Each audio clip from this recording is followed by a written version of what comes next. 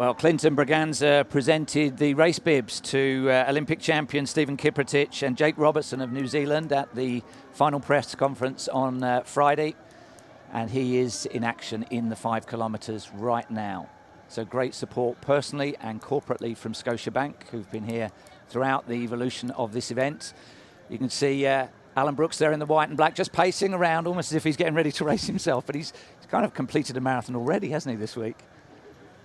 Oh yeah, there's a lot of work that goes in behind the scenes to put on a 25,000 person marathon weekend. It's been an intense weekend, but the field that we brought together for this race this year, I've been doing this broadcast now for, I think it's my 6th year, and I think this is the best and most intriguing field on an elite level that we've ever seen.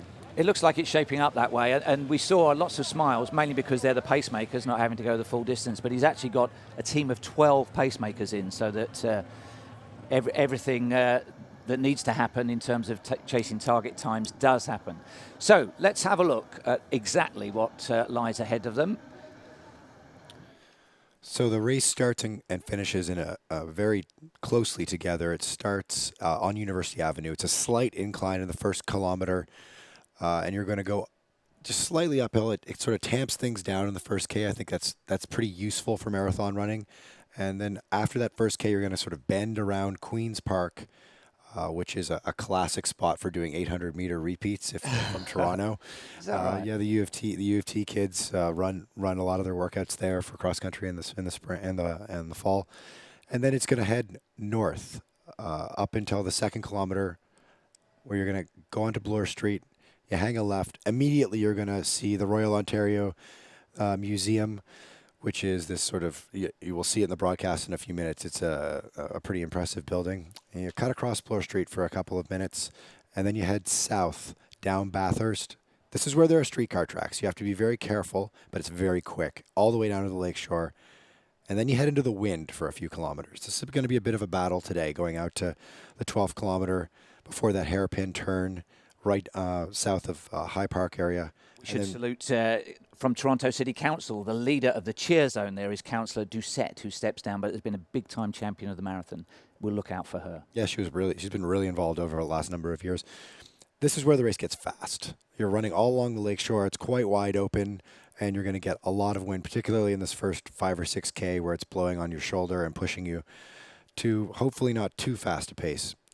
You're going to pass through Exhibition Place. That's where we're going to see a lot of really great beauty shots of this this live drone that we've got in the air this year, giving us live shots brought to us by the good folks at KLM Airlines, who also brought a lot of the elite athletes in. And then when you pass through Coronation Park, this is where you lose all those half marathon runners, and it starts to become a race of focus. We enter into the Corktown Common area, which is a new condo development in Toronto. And this is a really challenging section of the course because there's about 7 or 8 turns in here and a slight incline going up from 23 to 24K. Once you get through that section, though, you settle back down and you head east. And you're going to go all the way into the Beaches neighborhood, where you're going to get a nice amount of crowd support on Queen Street East in the last few K there before you turn around. And that's when the marathon begins, metaphorically and in terms of today's weather, probably literally as well. So this is where the race is going to really open up and be a bit of a challenge. You run all the way back downtown, and then you finish right in front of City Hall. Very good. That's all there is to it. How easy could it be? 42.2 simple kilometers to run. Well, the layers are coming off. They're being corralled back behind the start line. We are now into the final countdown. No turning back. It seemed like such a good idea, didn't it, to enter a full marathon all those months ago. And now we're about to find out who's ready and who's not. This race is nicely situated, though, right in the sweet spot of late October. I think you want the temperature to be more closer to 0 than closer to 20 degrees Celsius right now, that's for sure. So I think all things considered, runners today probably don't have a lot to complain about. They got an opportunity to run a personal best and a fast time. So I'm excited for this race. I'm excited to see how this shakes out. Yeah, a good day for racing, maybe a little bit cool for spectating. Yeah, slightly. We've had both types of weather here. Last couple of years have been quite warm, actually, and a little bit humid. These temperatures are something we haven't really seen since 2014, 2015. But definitely the better opportunity for athletes to run quick is going to be in these cooler temperatures, as much as they might be feeling a little bit chilly on the start line right now. We're going to see sort of where everyone stands in the next couple of minutes, because my thinking is that we're going to see the elite men go out in Canadian all-comer record pace, which is going to be around. Keep an eye out for sort of sub 3 minute, pretty impressive, but it's going to be an interesting challenge to see if they can hang on to that. It's a big responsibility for the pacemakers, isn't it? Because you can overcook it in those opening kilometres. You can retrieve a situation if you go off too slow, but it's very hard to sort of recover if you go off way. Class marathons. Look at London, for example. That's often been a problem with the pacers, getting that kind of fine-tuning that pace, because London is so the first few K are so uneven and so quick. It's hard to kind of keep things tamped down. This course, though, like I said before, with that slight incline going up University Avenue, it's at a settle in and relax a little bit. Those boards that you can see about 6 or 8 deep back in the mass start, there are predicted finishing times. So those are pacer groups, where if you follow that board, you will get the predicted time. You can see 3:15 for a full marathon time, 1:30, that's a half marathon pacing group.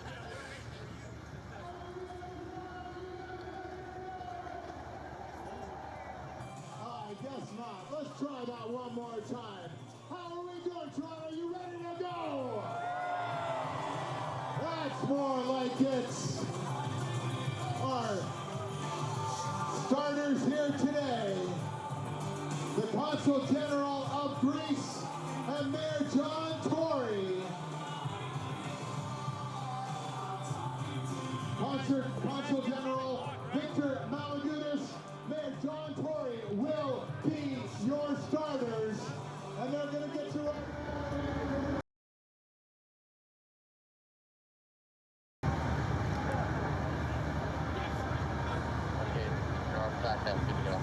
You can see those rubber mats that are just beneath the feet of the runners. That's where the cabling is for the chip timing that gives everybody a net time from when they cross the start line till they cross the finish line.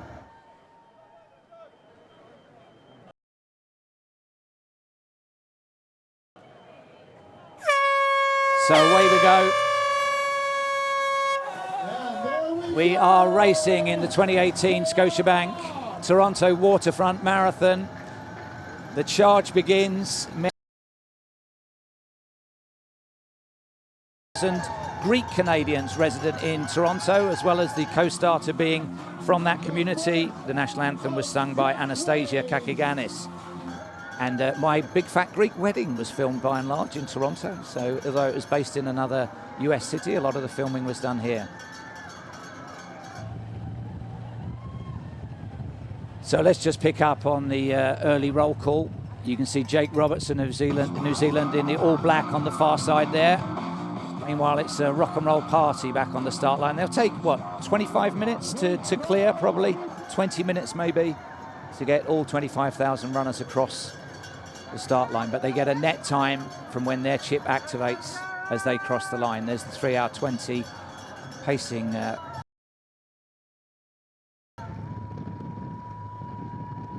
These are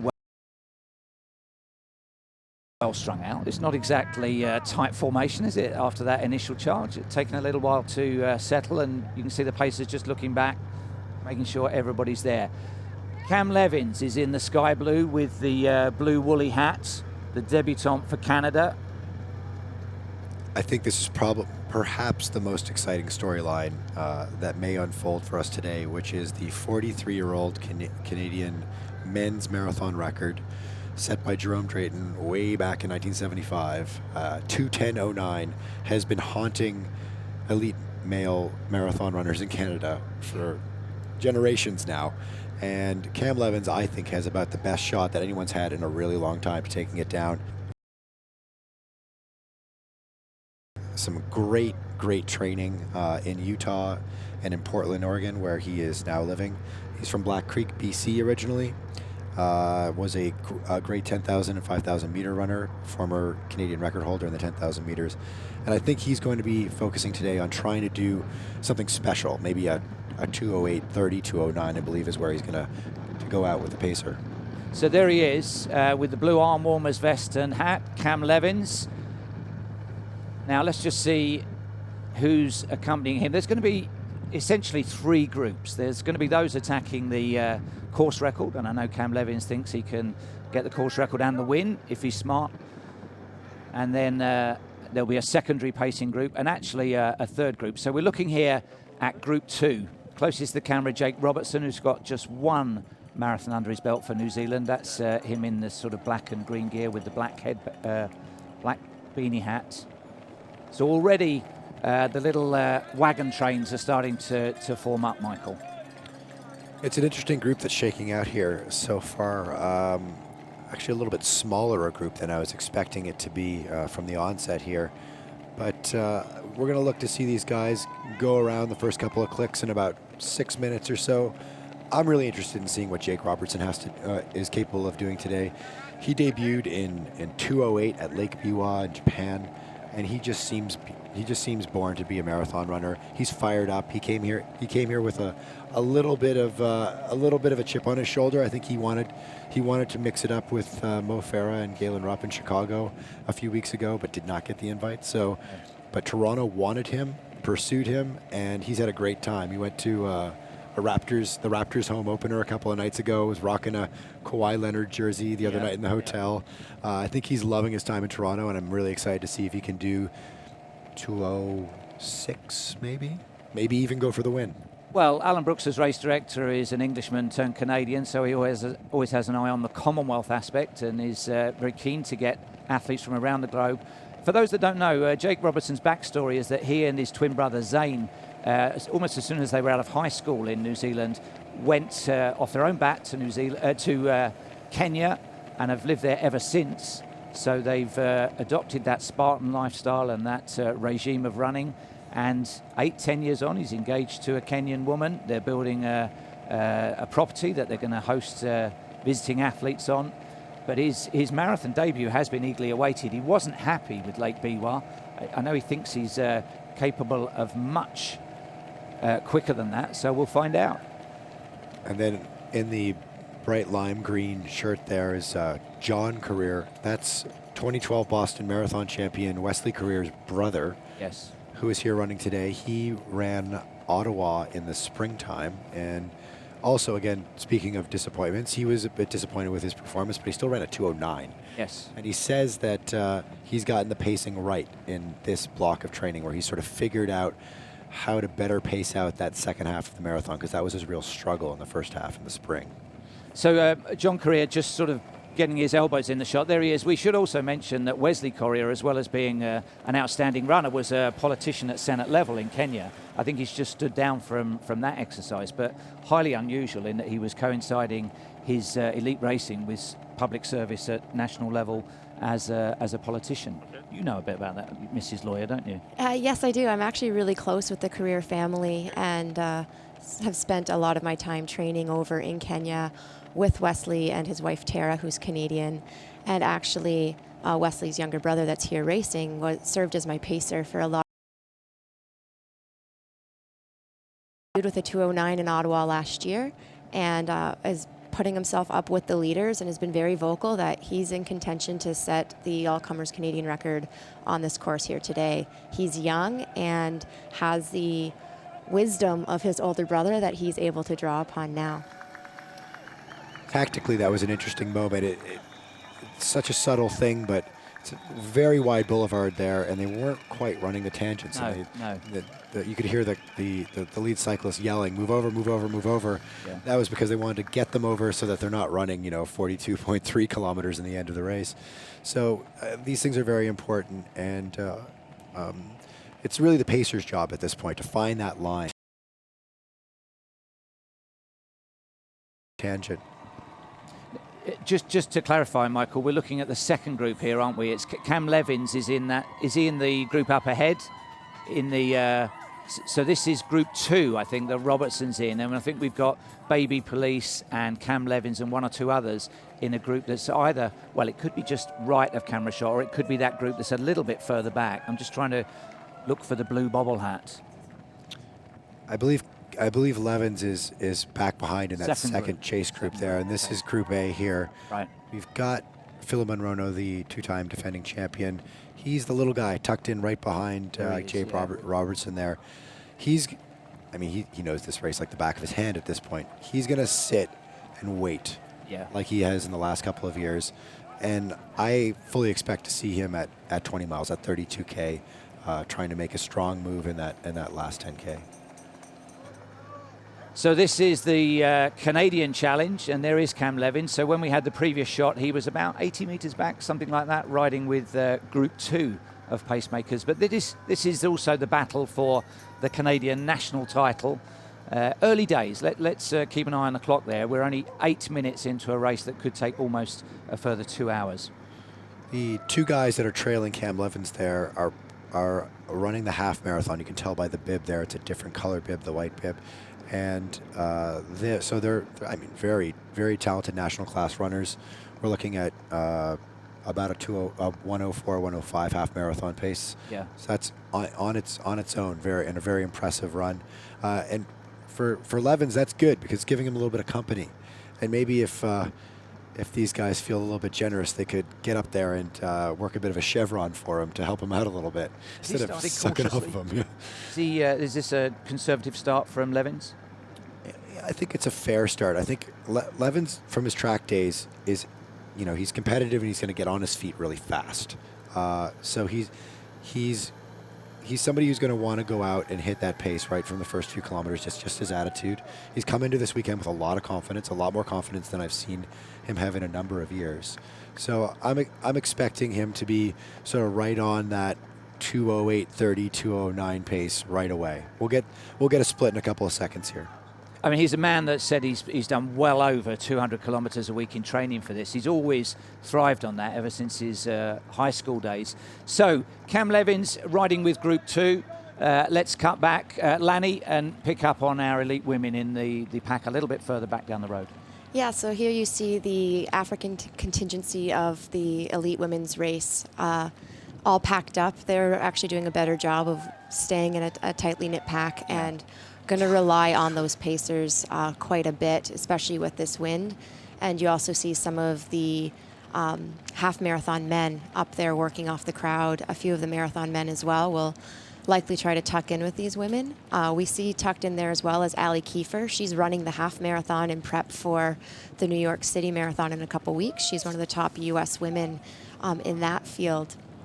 So just to name check a couple of them, and obviously today's colour is red. You can see Bariso there is the fastest woman ever to line up in a start line here at the Scotiabank Toronto Waterfront Marathon. She's the leader with that cross-the-body arm action and gloves on. She's run 2 hours and 20 minutes. That's 2 minutes quicker than the course record, but she's not short of company because that's Megra, the defending champion, directly behind her. Beletta in the colours of Bahrain, the former Ethiopian, in the white singlet, and pretty much everybody else that we would expect to be there is in there at the moment. A couple of half marathon runners as well, hitching a ride, I think. Yeah, I mean, at this early stage, if I'm any of these top tier East African women, just stick behind the pacer, get the flow going, don't worry about anything else, and allow everyone else around you to do the work for you. Yes. It really is a situation where you can, like Megra is in the perfect spot right now. She's got a little bit of space around her, but she's in a pocket, and all she has to do is stare at the head behind her and just let the legs go to work for a little while. I would find the biggest torso that I could and sit in behind it. Is that what you do in a mixed race? I try to, but generally what happens is I find I'm going to drag them through to a sub 2:30. Krista and I dealt with that in Rotterdam when we were both running our first elite marathon back in 2012. Yeah, us age grouper types, we like to sponge off of the elite women. You would hope that you guys would step in and help us, but it tends to be that we're having to, if we have a pacer, we're doing battle to make sure you don't sneak in behind our pacer. Absolutely. And No. steal the benefit. I think that it's paramount for anyone who is a sub-elite or sub-elite runner who is in with this elite group of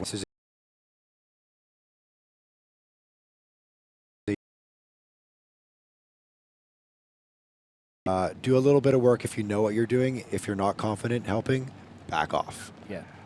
There's definitely a hello mum element of the men that run with the elite women, but as you say, you know, they're at work, steer clear of trouble. So we're back at the front of the field, just fragmenting a little bit.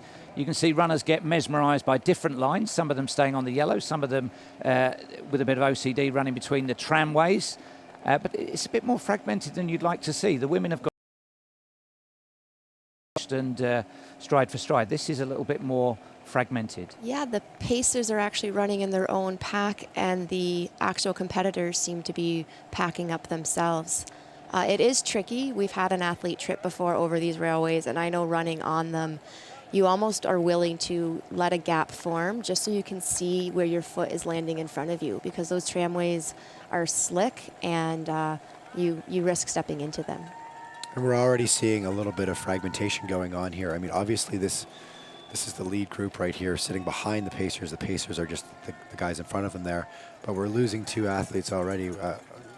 I'm not sure who they are. I think it might be Steven Kiprotich and possibly Phil Monroe. No. Well, that would be a story, wouldn't it? So we've got the Olympic champion and the defending champion about 60 metres back down the road. And we're only, well, not quite at the 5 kilometre split yet. So either the pacemakers need to drop back and help those two, or they are having a really bad day, and that would be a shock. I'm looking forward to seeing what this 5K split brings, because this is the really probably one of the fastest, if not the fastest stretch of the race. You're running north to south, and there's a slight decline, and you're running all the way down towards the lake.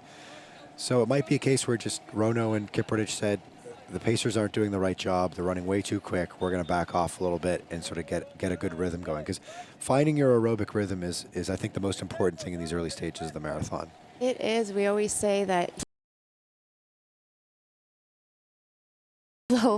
over the last few. We're also seeing this, it's the younger group and the less experienced marathoners that are up with these pacers. And it could just be that experience might win out in the end. These guys are going out a bit aggressively, and the pacers are taught if people fall back, they're not assigned to a particular runner unless you've brought your own pacer. So these pacers, their duty is to pace the lead men, and if the lead men start pressing it, they're going to go with them. Well, we're on 15 minutes. I didn't see the 5K split. I suspect... There it is there. Oh, right through it now. So 15:06. So they're operating around about 2:06.10 pace, which is quick, but not super fast. We wouldn't expect to see the defending champion and the 2012 Olympic champion, 2013 world champion, to be this far back this early. And by the way, Toronto is twinned with Amsterdam as a city. Earlier today, by coincidence, as well as an outstanding course record in the men's race, Kenenisa Bekele, one of the great runners of all time, was humbled, reduced to a walk, and stepped off the course with less than a mile to go. So closing stages. They're going to have to claw their way back on their own, aren't they? There's no pacemaker help for Kiprotich and Baby Police there, Michael. For them, although, and it's a bit puzzling because historically this has been a pretty fast race in the opening 5K. And we've often seen too quick an opening 5K, and this is a little on the slow side. I was fully expecting to be just on the quick side of 15 minutes. So they're, I'd say, about 2 seconds a kilometer off right now. And then you're losing two of the major contenders in the race right away. Kilometers shakeout, whether or not they're able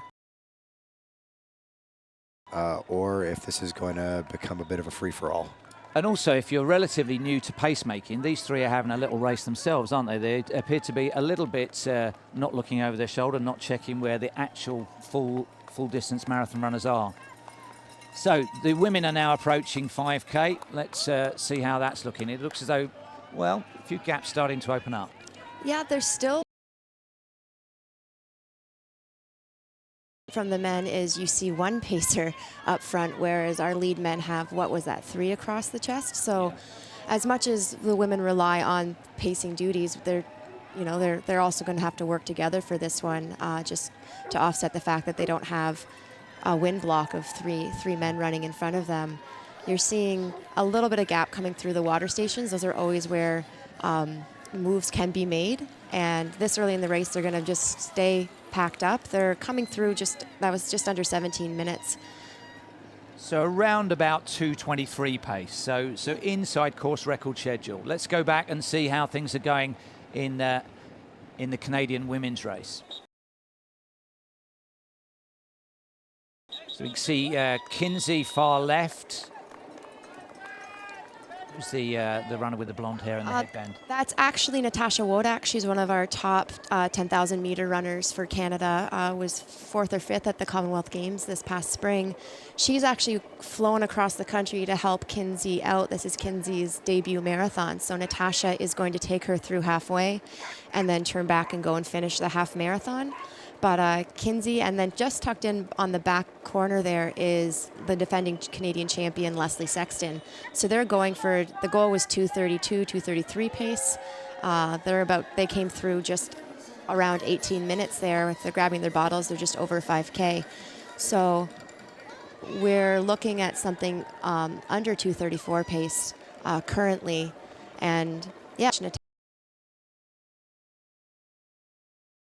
once Natasha drops out, there hopefully will be a bunch of guys kind of running in that same range, anywhere from 2:30 to 2:35. And even though the window for qualification for Tokyo 2020 doesn't yet open, these are early markers that are being put down. There's the likes of yourselves and Krista Duchesne that will also want to be in the mix, but you need to string together some decent performances. You can't do with having a bad run in that countdown, can you? No, you can't. So this is very wise for Kinsey to get the first one under her belt in an off year, so to speak. Next year with World Champs and the following year with the Olympics, you kind of have to pick and choose your races more wisely. Are you trying to qualify for those teams? Are you trying to run fast? Or are you trying to do both?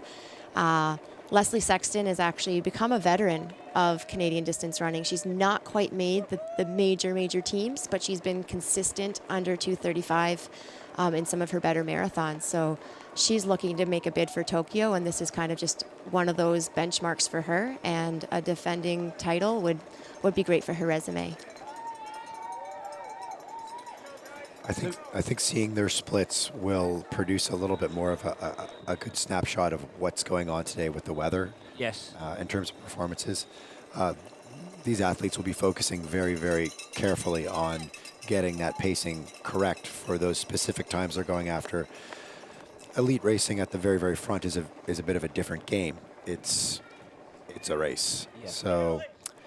So let's go from the Canadian women to the Canadian men, and you can see the very distinctive figure of Cameron Levins, I think on a Sunday we should be calling him. I think he prefers that. He does actually. He told me. I was curious about that because everyone calls him Cam Levins. He says, well, actually, I kind of prefer Cameron. So I try to call him Cameron whenever I talk to him. Fine old Scottish name. By the way, the first time I've observed him closely, I've seen him run on the track. He's quite a toe striker, isn't he? I thought for somebody that did... 200 odd kilometres a week, he'd be much more low slung, much less bouncy, but he's got some spring and some toe off there, hasn't he? He's a marathon runner. He spent so much time doing track workouts. I mean, his career has been sort of the stuff of legend so far. He's the massive 300-kilometer weeks that he's done in the past, the training he did with the famed Oregon Project with Alberto Salazar as his coach. And that was all very track focused there. Contact there with the heels of the runner in the blue ahead of him.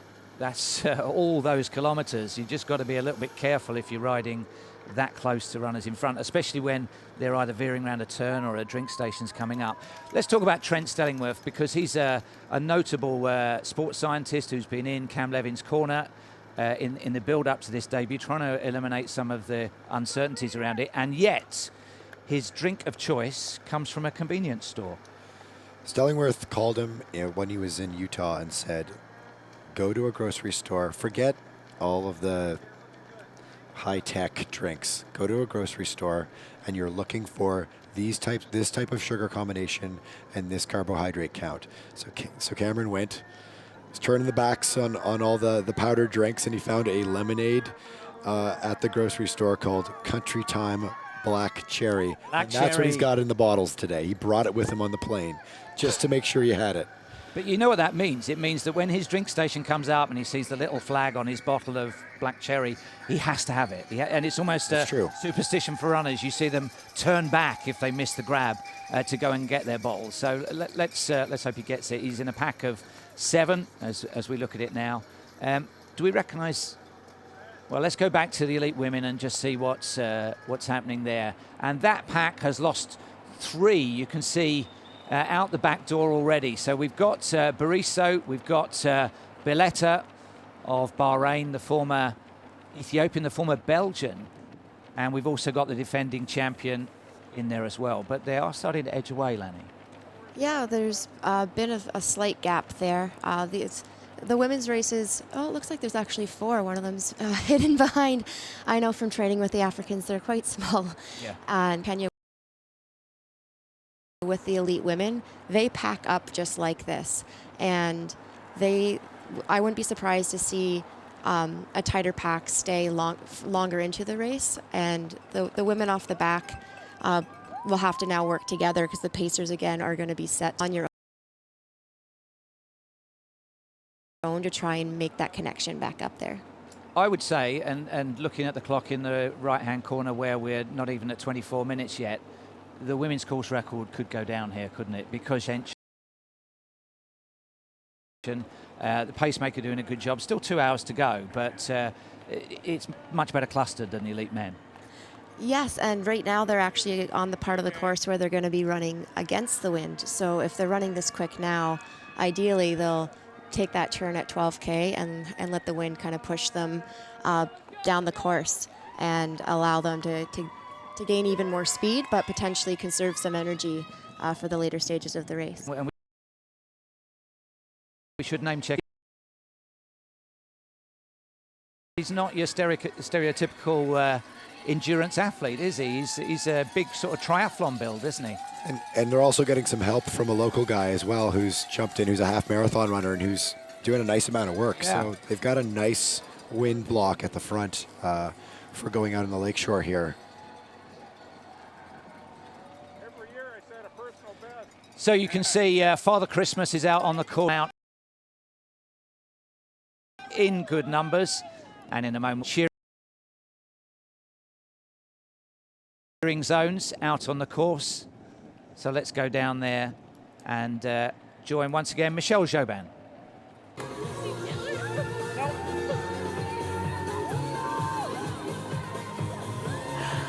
Hi, I'm Michelle Jobin, and we are here on Bloor Street. The race is underway. One way to stay warm this morning is running, and another way is dancing.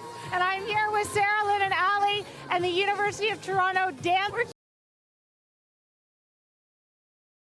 Cheering on all the runners. It's a great event. They raise a lot of money, and it's a lot of fun. So we come out.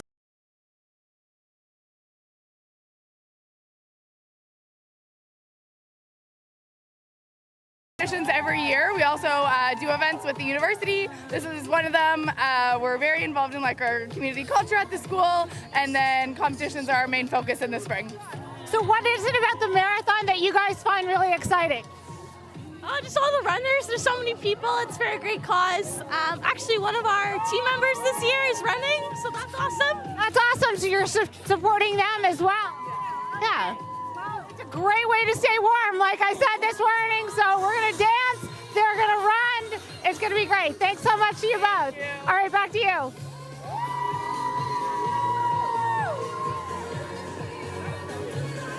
So they're getting a good workout themselves on a cold day, but we're back at the very sharp end of the elite field. This is the pacing group for the elite men. Robertson in there, Sule in there, Correa, John Correa, Candy of Kenya. I think, is this the second group, in fact, or is this the elite? This is the lead group. Yeah. I've been keeping an eye on the other cameras throughout the morning so far, and Jake Robertson has been in that lead group since the very beginning. So this is your the very tip of the race. And it looks, if we get a head-on shot at some point, oh, there's the superstition around the drinks. You can see they've put them in multicolored tops. They've got ribbons on them. What's the gap looking like? Is it about, it's only about 20 or 30 seconds back to the defending champion, Philemon Rono, and the 2012 Olympic champion, Stephen Kiprotich. But they're going to have to work hard because 27 minutes into the race, that's a long and lonely pullback for them, isn't it? I'm going to try to see if I can reach out to a spotter on the course and find out what they look like, because that's so key. Are they relaxed and they're doing their own thing, which I doubt, because that's not the style of these runners? Or are they having a tough time? Do they find the weather too cold? Are they not able to settle? It's interesting that's two of them, though. Yeah. I wonder about that. And they come from the same training group, and also the best training group in the world, the NN Running Team and the Global Sports Camp training group. Well, and there's 3 members of NN Running. You can see in those white singlets with the orange trim and the orange shorts. So that's 3 of their fellow squad members are leading the breakaway from them.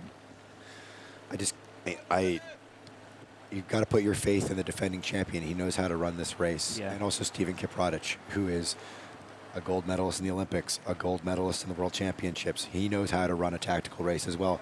Maybe these 2 guys are thinking, you know what? This is not a speedy day. This is a day where you got to back off a little bit and you got to reel people in. It's just a tough way to do it. Yeah, it's a long way to run as well. We get terribly carried away in the first half hour about the gaps and the pace and grabbing drinks and things like that, but it's not the first 28 minutes, it's the last 28 minutes where the race will be won and lost. Is this downhill? It looks to be a nice little sweep.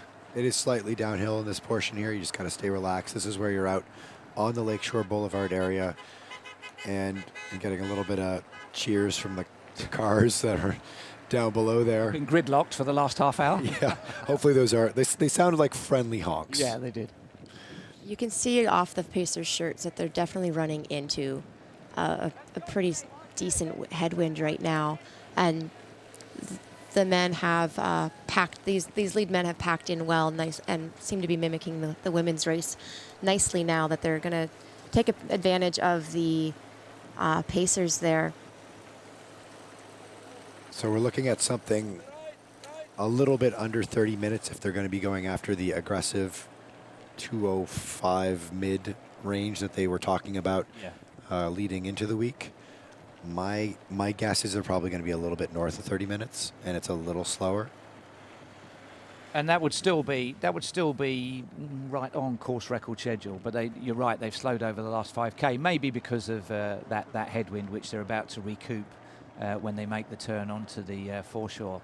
Yeah, they've only got about 2 more kilometers of this headwind before they turn around, and then they can just start to rip a little bit. That's where the Pacers have to be actually careful. 30 minutes exactly. That makes the maths quite straightforward for us. That's a 2:06.29 projection.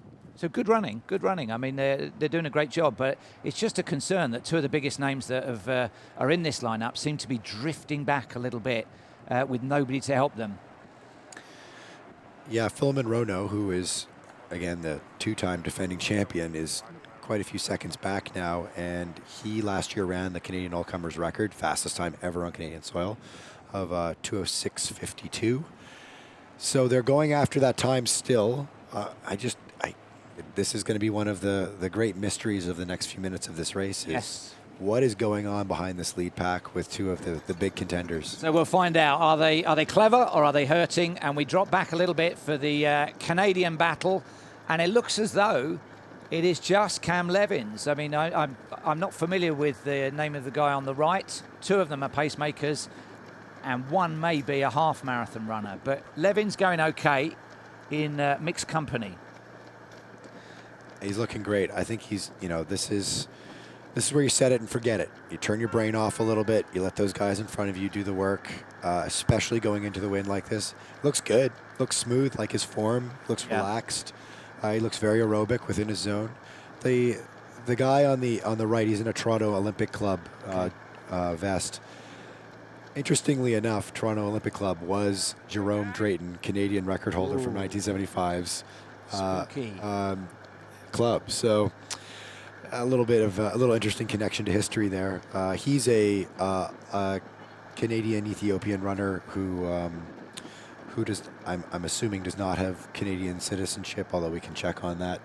So wouldn't be going after the Canadian record today, but obviously a top-level runner going after a sub-210 here. Our hero of Canadian marathoning for the last couple of years, Reed Coolsat, I did check and get a split on him, and he's sticking right around. He said he wasn't in shape for a PB, but he was going to be aiming for something 2:13 to 2:15, and he split through at 3:13 per kilometer, so he's right on pace to. He knows what he's doing, that man, doesn't he? Yeah, he knows his fitness, he dials it in, and he knows this race with Cam Levins was going to be a little too hot for him, but he's got longer term goals.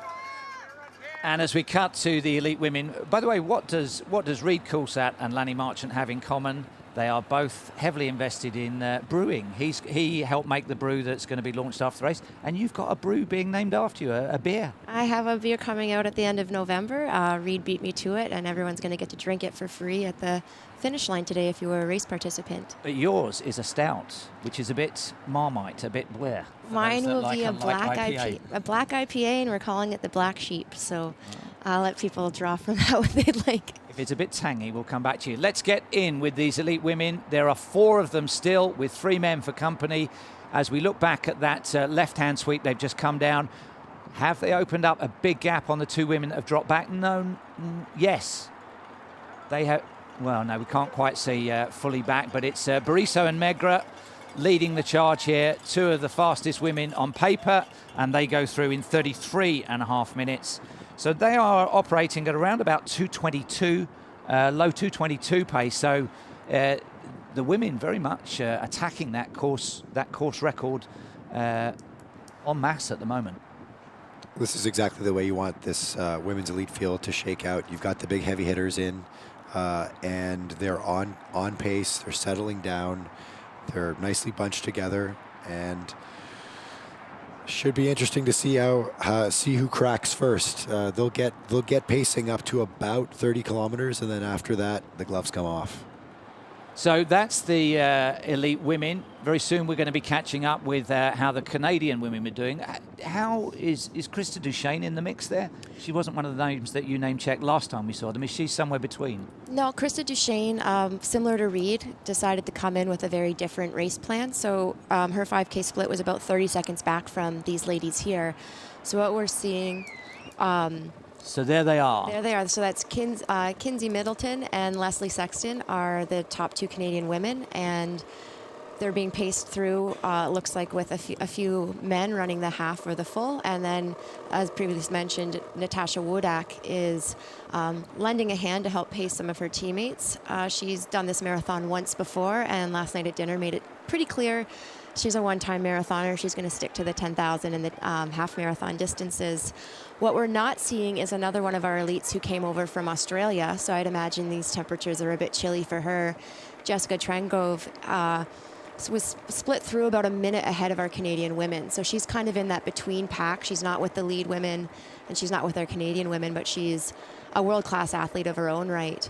It will be interesting throughout these next couple K to see if the experience of Leslie Sexton takes hold, or if she tucks in with Kinsey and Natasha through the halfway point. So just to pick up on a few of those points, Trengove is going for her 3rd marathon in 6 months, so that may be catching up with her a little bit, and both of the previous 2 were on the Gold Coast in very much different conditions than this. Did you say Wodak is going the full distance, but just as a sort of one-and-done basis? Oh, no. Wodak ran this marathon in 2013. She debuted just a hair over 2:35, but it just took too much out of her, and she is a much stronger 10,000-meter runner. So they're projecting for just under 2:31, this group at the moment. Does that mean that Duchesne will come back into the reckoning in the second half? I've learned to never count Krista out, as we saw with her 3rd place finish at the Boston Marathon. She likes the tough conditions, but this is her 16th marathon in 16 years, and she has the experience, and if she says she's going to go for a 2:34, 2:35 day, she might look to see if any of these girls fall off pace and can gobble them up, but I don't think she'll make any surges to try and get on a sub 2:32 pace, because that's actually quite quick for what these girls initially said they wanted. It's always very entertaining when you get the national class women in amongst the men, because they're trying to look cool and composed, but they're actually sweating like shy horses with their mouths open, aren't they? They're hanging on in there, these fellas, I think. Yeah, and they're a series of half marathon runners. As again, you can tell by the bib there, that gray color instead of the dark gray and black color that is on the women behind them there.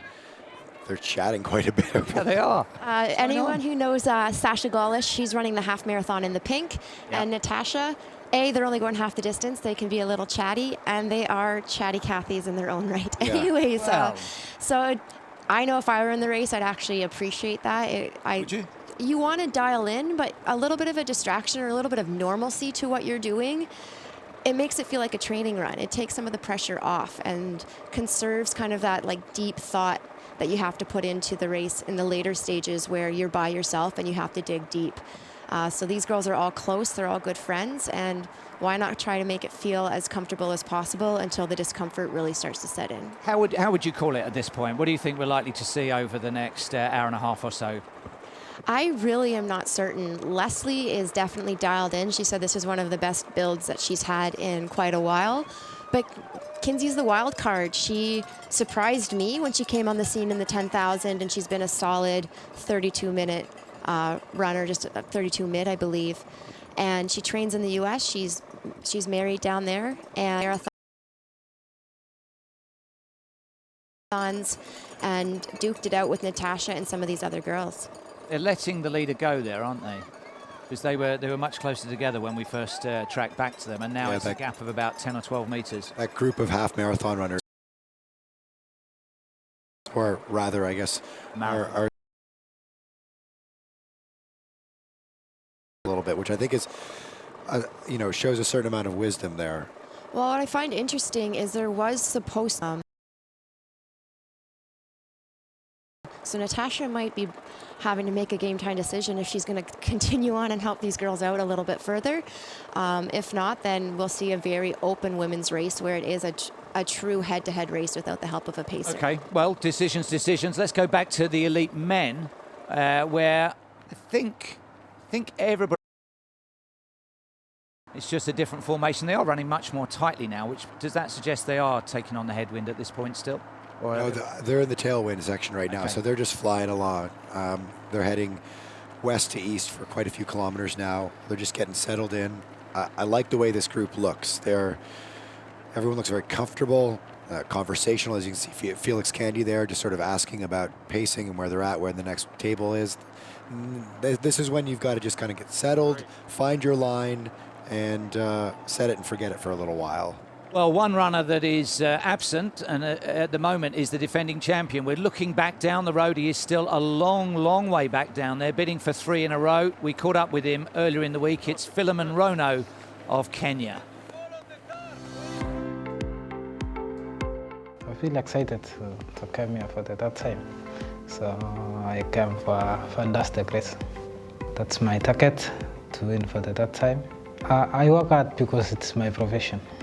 Yeah, so athletics is my career, so I should have to keep working hard and to make myself to be famous to the people, my family, and everyone who is interested in athletics. This year, the appeal is very strong. I have my partner, Olympic champion. We are training together. That's my competitor. I think 5 guys strong. So there is a challenge, but for me, it's good to get challenged. Yeah. Well, Rono says that he still has to put in a shift occasionally for the Kenyan police. He said that if he won, there you are, returning for 3 in a row. He's got it all to do here. He says if he wins, he'll dance. He needs to start dancing now because he is probably best part of a minute back down the road, Michael, and that is a long way to be clawing back against runners of these caliber. I mean, if he's going to make up that, if him and Steven Kiprotich, who are off the back right now, are going to make it back up to this lead pack, this is where you have to do it. It's still early in the race. You can take a little bit of a risk, and you've got a tailwind right now. So, I love Phil Monrono as a character and a performer at this race, and he's become a real world-class runner at this race. He's an exciting racer. He takes risks. I hope he claws back here. It's the biggest risk he's ever taken, this one, because if he's deliberately let these go, the assumption would be he's feeling bad. Or and he paid a nod to Stephen Kiprotich, he thinks, right, if this is the right pace for Stephen Kiprotich, it's right for me. We can do this together. But they're drifting back at the moment. I mean, right now you have to go with the pack. I mean, it's power in numbers. You've got that nice chevron in front of you, particularly to help you out. Keep your pace regular, keep that flow. And I like what Felix Candy's got going on here. Jake Robertson, I think, is running a brilliant race so far. He's setting himself up. He's aggressive, but he looks totally within himself. And then you got John Career tucked in there. I mean, very interesting setup we've got going on here right now for a potentially a bit of a shootout in the last 10K or so. Well, this is a great spectator and runner experience because we've got the contraflow, and just shortly after they rounded the turn, they'll have seen the Canadian men's race within a race. Let's catch up with that. There's Cam Levins, and he is moving away. He looks smooth to me. You would expect that at this stage because he's still in his sort of familiar territory for a race, but he's got a very economical action, hasn't he? Yeah, he is known for doing high mileage throughout his collegiate career and even as a 10,000 meter runner. So he's back with his college coach and back doing the high mileage. So if anyone was going to transition and move up in distance, he would be the perfect candidate for it. And he looks just as comfortable as he always has when he's been on the track. I personally wish he had tucked in his singlet and any of them running into the wind. Oh, Annie, for goodness sake, the schoolmistress in you has just come out there. I know when I've run in longer jerseys, running in the wind and having it blowing around like that is quite aggravating. Okay. Women, we typically wear the bra tops for me for that reason. But I just, with a wind, I prefer to have everything kind of more streamlined. Channeling Prefontaine and Dave Bedford and all these icons of the past there. I like that he went with the half tights though. Good choice for a windy day. He's sort of balancing it out, you know. Sticking to his track days a little bit with the tighter shorts. Honestly, it's like being at Toronto Fashion Week. Poor old Cam, he's just out there having a run, drinking a bit of black cherry, and we're critiquing his arms, his legs and his head.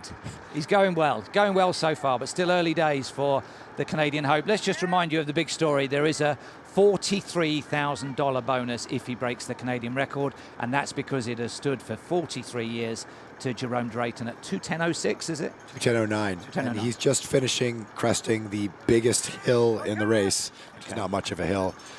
We actually put a video of that hill on Instagram if you want to check out just how steep it is, which is not steep at all. I saw that. Okay, just up ahead of him, we're back with the elite men, and they're just about to go through the 15-kilometer split. It's a 42-kilometer race, and we're looking for something, well, around 45 minutes. Yeah, there we are, 45.05. So they're still operating at around 2:6:40, 2:6:45 pace. So still just inside course record schedule. And I notice Jake Robertson dropped back there in order that he got a clear run at his drink. The trick with drinks is, especially on a cold day, you take it on board, keep it in your mouth, drink so that you're not gulping air, so take it on a breath, and just keep it in your mouth for a few seconds so that the chill goes off it and you don't give yourself a cramp. At least that's what I was told. What were you told on drinking? Yeah, I've been known to hold my bottle for the better part of a kilometer and take it in as slowly as possible. Whether it's too hot or too cold, you have to make sure you're going to be able to digest what you're taking in. And a lot of people know the trick now that if you're not able to stomach your bottle anymore, at least swish it in your mouth, because your body will read the carbohydrates and at least tricks your brain a little bit further along the course. So we're going to go back to Cam Levins momentarily because he is now through 15 kilometers, and it means that he's operating at around about 45 to 60 seconds back down the road. He has stopped for his black cherry refreshment. There he is. And that broke he's got one other runner and two personal pacemakers in that group, but he's taking his time. He was very worried about digestive problems. That's made the headlines on letsrun.com. 45.54, so he is inside that Canadian record at this early stage. He's still floating around sub 210, around 2.9 which is a little more conservative than he was threatening to go out at. He was talking more 208.30, 209 flat. But I like this strategy. It shows a certain amount of confidence. He's giving himself a little bit of wiggle room. And maybe he's just running within himself today. Maybe this is Cam Levin's pace for the marathon today, and he's just feeling his way through it. Well, I think he could still profit when that group up ahead starts to fragment as the pacemakers step off. So he's doing very well. Very unfortunate that he had a go faster haircut and then has worn a bobble hat so far to this point. And as we remarked yesterday, those that know Malcolm Gladwell, that is Malcolm Gladwell 2.0. He's an exact lookalike, isn't he?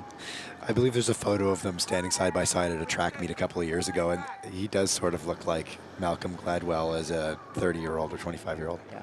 Well, he's going well. We call that a toque in Canada. What? A toque, what Cam's wearing on his head. Oh, okay. What have I been calling it? A beanie hat? Something along those lines. Well, let's see if this formation regroups. His 2 pacemakers and his 1 other runner. Have we lost a pacemaker? No. So it does take him a while to reform after the interruption of a drinks break. I like he's got a solid pacer. Did his job. Backed off a little bit. Allowed Cam to take in his drink. Brought him back up to the group. Very nice running right now. I think he looks absolutely effortless, but then for a guy that's run almost 27 flat for 10K, you would expect that at this point. He's going to be finding out about the marathon in the last few kilometers. Interesting thing about him and all this training going up to it, he said the thing that he was a bit, he had the trepidation that he had about jumping into marathon training initially was that he never really liked tempo runs when he was a track athlete. He preferred the hard, quick stuff, the short stuff. And he says he's come to fall in love with the tempo run. Now he loves the big block of marathon pace, or a big chunk of lactate threshold pace. Okay, we'll rejoin Cam very shortly, but let's see what's happening in that elite women's race. When last we saw them, they were all operating inside course record schedule. They'll be coming up to 15 kilometers soon, taking a roll call. I think they're all still there. 4. Yeah, we still have 4, and they're still tucking behind what you called the triathlete-sized pacer there. You're seeing there's also a few other men still in the half marathon race that are running in and around them, but they're staying consistent. We'll get the split through 15K to see exactly if their pace has stayed consistent. But in terms of their dynamic and the group that they're running in, we're not seeing any change, and that's a smart tactic for today. You can, like I said, with the Canadian women, they're all friends and they're able to chat a bit and it's a bit more relaxed. Whether or not these women are all friends, I have no idea, but they still get that training camp environment. If they pack up when they train in Kenya, I've seen it, I've been part of it, and you mimic what you've done in training for as long as you can in a race. You don't reinvent the wheel, as they say, on race day. So the longer these women can work together and work off their pacer, through this first portion of the race, the fresher and the better race we will see over the later stages. Well, they were meant to have 3 pacemakers for the women's Group A, but I mean that situation evolved during the course of the week. So Triathlon Man is 1 out of Gutahunda of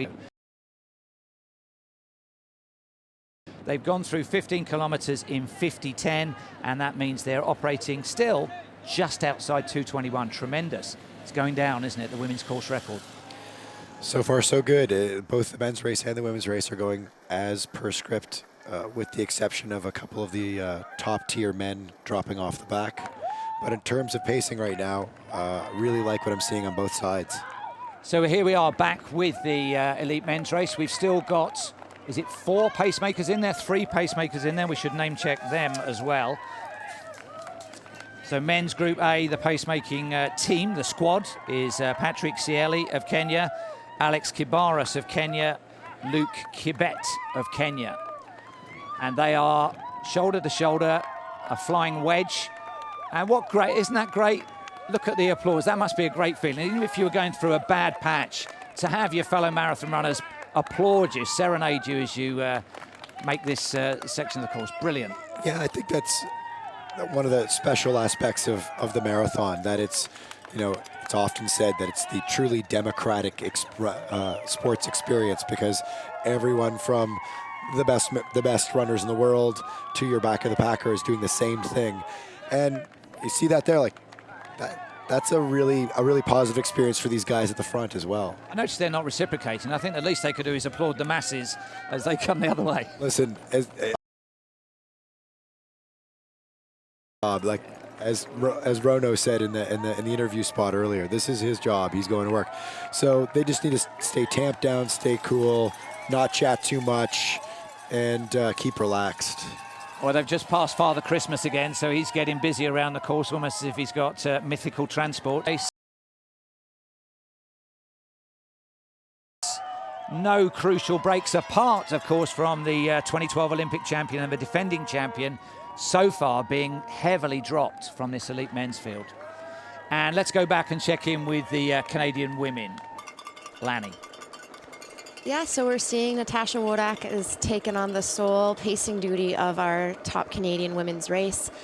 Kinsey and Leslie are still pretty much side by side. Both look pretty relaxed.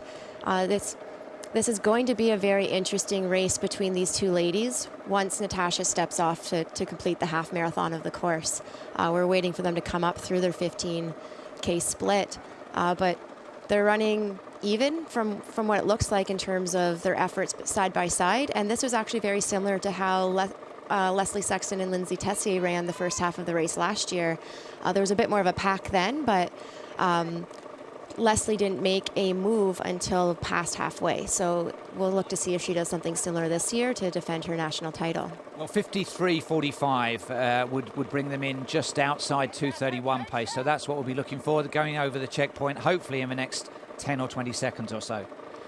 So as we just saw Natasha Wodak step in front of the two of them there, I think she's trying to marshal Kinsey in particular to just take the line and get behind her, because they're seeing them running 3 abreast right now, which tactically is probably not your best decision, although you got to do what's comfortable. And at this point, they do have the wind more at their back than in front of them, and they are coming up on an aid station. So Natasha's moving over. That was their 15K split there. We'll see what pops up. But now the ladies can come through and grab their bottles, and Natasha doesn't have to worry about potentially tripping them up. Yeah, great pacing job done by Natasha Wodak so far. So it's just outside 2:31.5 pace. So that's pretty much what they came for, and so far it's working out well. It's noticeable that she almost stopped to a walk to get that drinks bottle, didn't she? What's she got in there? Any of Cam's, any of your black stouts? I would hope not. What you'll see hopefully as they both develop into marathoners is I tape straws to my bottles so I can grab them more like a lunchbox and slow down less. This would be PB pace for Leslie. She's not dipped under 2:32 before, and if this is Kinsey's debut, if she can keep around that 2:32 marker, that's setting her up very well coming into the next 2 years to try and make an Olympic team. We should explain to anybody watching that's never run a marathon, they'll be thinking, why are they taking drinks on board? It's a cold day, it's not hot, they're not sweating. It's all part of the energy release process. So you take on board fluids to mix with the glycogen stores, the carbohydrates that you've taken on board during race week, and that's what will sustain you, especially in the closing stages. Yes, exactly. You're trying to avoid the quote-unquote bonk at the end of the race. The more you can take in now, the more you can fuel yourself for the later stages of the race. And whether it's cold or hot out, your body's burning through fuel at a very quick rate during these races. And it is a fine line, as we mentioned with Cam, not wanting to have any GI upset. These runners, they're particular about what's in their bottles because they've trained their systems to operate off of what's in those bottles. You always have to be ready for a bottle to be dropped on the ground or to miss an aid station. So it's always wise to train yourself to be able to grab whatever's on course or have gels or extra things on your person. But these athletes, this is their job. They've spent every long run of their 12-week marathon-specific build practicing grabbing those bottles, taking in those bottles, and digesting properly what's in them. And sometimes also the concentration is very diluted earlier on, almost more watery, and gets more concentrated, more carbs in there later in the race. Yes. It would be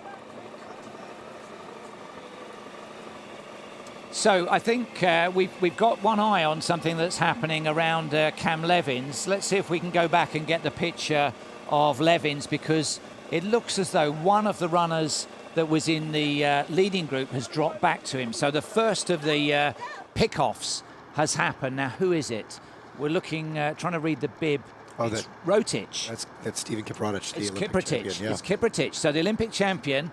So Cam Levins has bridged the gap. He's picking people off. I think that will probably mean, if you take out the pacemakers, he's up into about 6th or 7th place. But he's caught Kiprotich, the London 2012 Olympic champion from Uganda, and there's no question about who looks more comfortable at this stage, Michael. Yeah, I mean, this has got to be a feather in the cap for Cam Levins right now, where he's had one of the great marathoners in the world come back to him and join his group.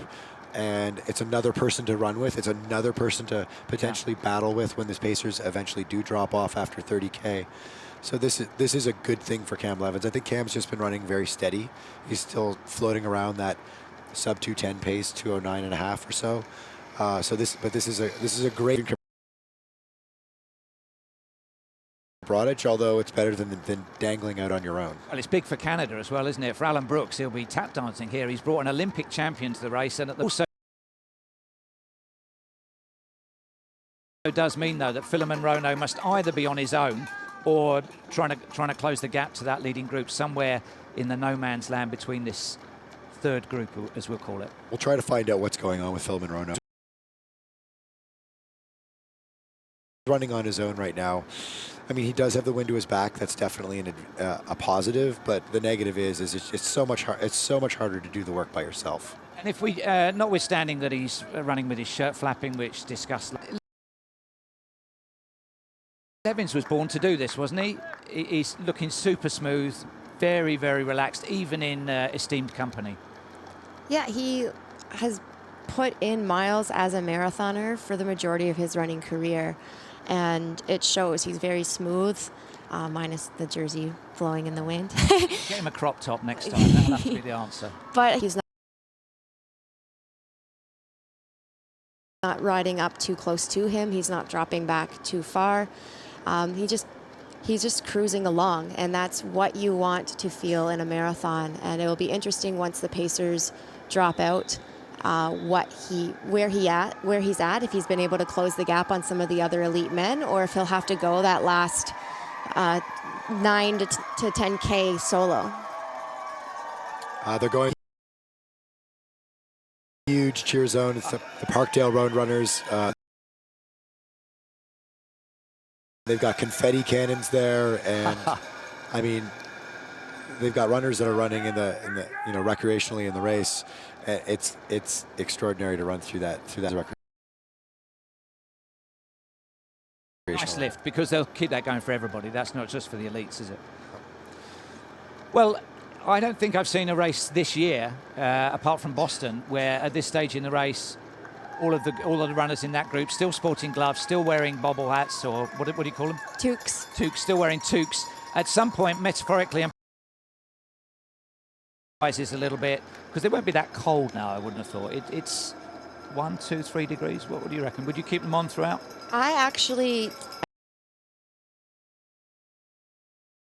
I need something to feel different, and that's usually in the races that aren't going well. Yeah. I'll strip something off just to feel different. But if anything, if I'm comfortable and I'm not too warm, I'll leave a lot of my gear on that I started the race in, just so I don't change anything, so I can stay smooth. I don't risk tripping myself up trying to pull off an arm sleeve.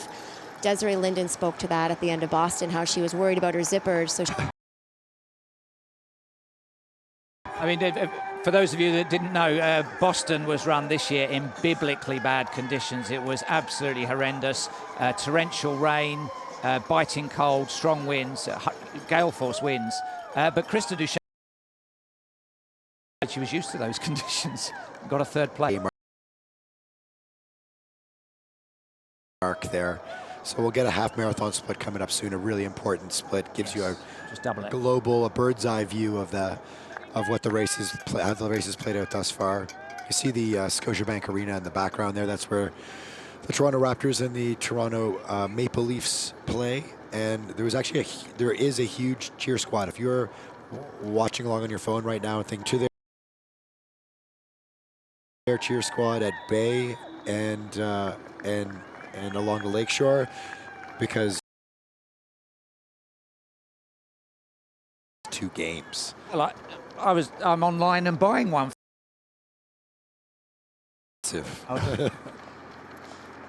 Okay, let's come back to the elite men, see what's happening about a minute up the road.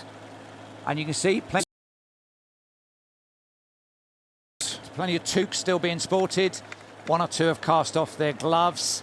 All of the pacemaking phalanx is still on there. Corey is still in there, Candy still in there.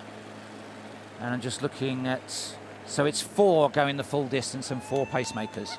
This is a fun group. It's an interesting group. It's not the group we expected. The big hitters is off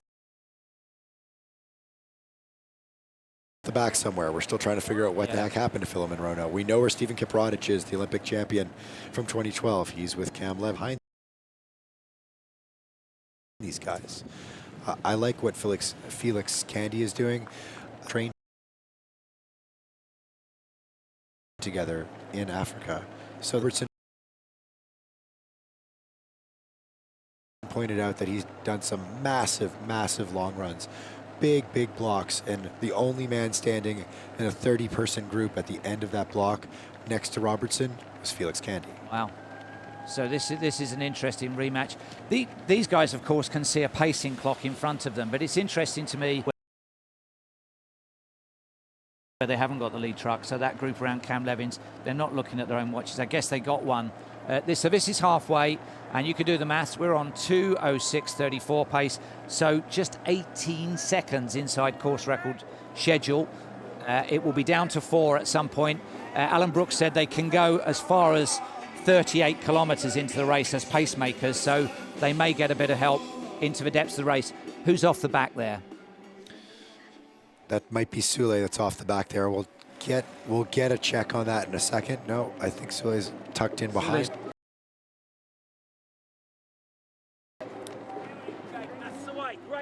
And we're going back with Cam Levins to see what if we halve the Canadian record, which has that $43,000 4 at the halfway split, so he needs to be through it in the next 30 seconds or so. And they are, I said they were. They are moving. They've made up some time. Yeah. Wow. So Levins has put his banked. So you would say, I guess he's banked about a minute. Thing to do in a high level marathon, because it, as you said before, Lanny, it can come back to haunt you in the last part of the race. You have to just let yourself go on this stretch where you go through the halfway. The wind's been at your back, and if you try to slow down too much or break it, you're going to kill your quads and hurt yourself. So it's really hard to split conservatively through the first halfway of this course. Yeah. So banking time happens, but hopefully it's happened in the easiest way possible so that you don't pay for it. The key for Levins right now is to get his nutrition in, and also to make sure that he's within that aerobic zone and that he's not overstriding during this section, which is all a tailwind. Yeah. This is why he's picking up his pace so quickly, is because he's been running with a tailwind for several kilometers now. So he's got to get this bottle, get in as much as he can stomach without throwing off his guts, and then just make sure he's got a nice rhythm going. And don't worry about, oh, I'm getting 30 more seconds. You know, I'm gonna claw back a buffer. Don't worry about the buffer right now. Just worry about staying within your own abilities. So an exciting point, because I suspect on some of the long straight stretches they can see the lead flotilla, the timing trucks and the press truck. But there are other elements within this race. We have a few Guinness World Record attempts. This is one that particularly impresses me. Let's find out what our jogglers are up to. 80 minutes and 40 seconds for the half marathon is the Guinness World Record. That's skillful, isn't it? I can't do either one of those things. Yeah, so these guys are going after a sub 120 half marathon while juggling. So it's come to be known as joggling. Yeah. A play on a portmanteau. And Graydon Schneider on the left there is a really talented Canadian athlete. He'll run easily under that time without the balls. Wow. With the balls, he's had to pick up joggling apparently in the last few months, sort of as a stunt, something to challenge himself with, a way to keep yourself interested in running. Well, it's very mesmerising. It's like looking at a lava lamp, isn't it? Let's see what the guys themselves had to say about it.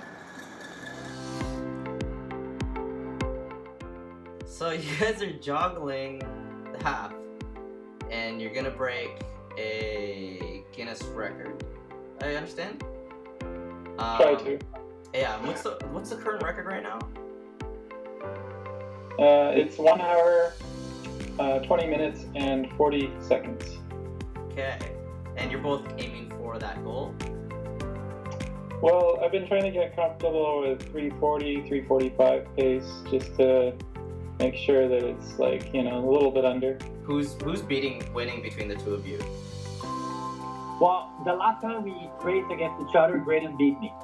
Well, that's now ancient history. Yeah. I think currently our 5K times are 1 second apart. No way. Yeah. For juggling. I really hope both of you guys get the record.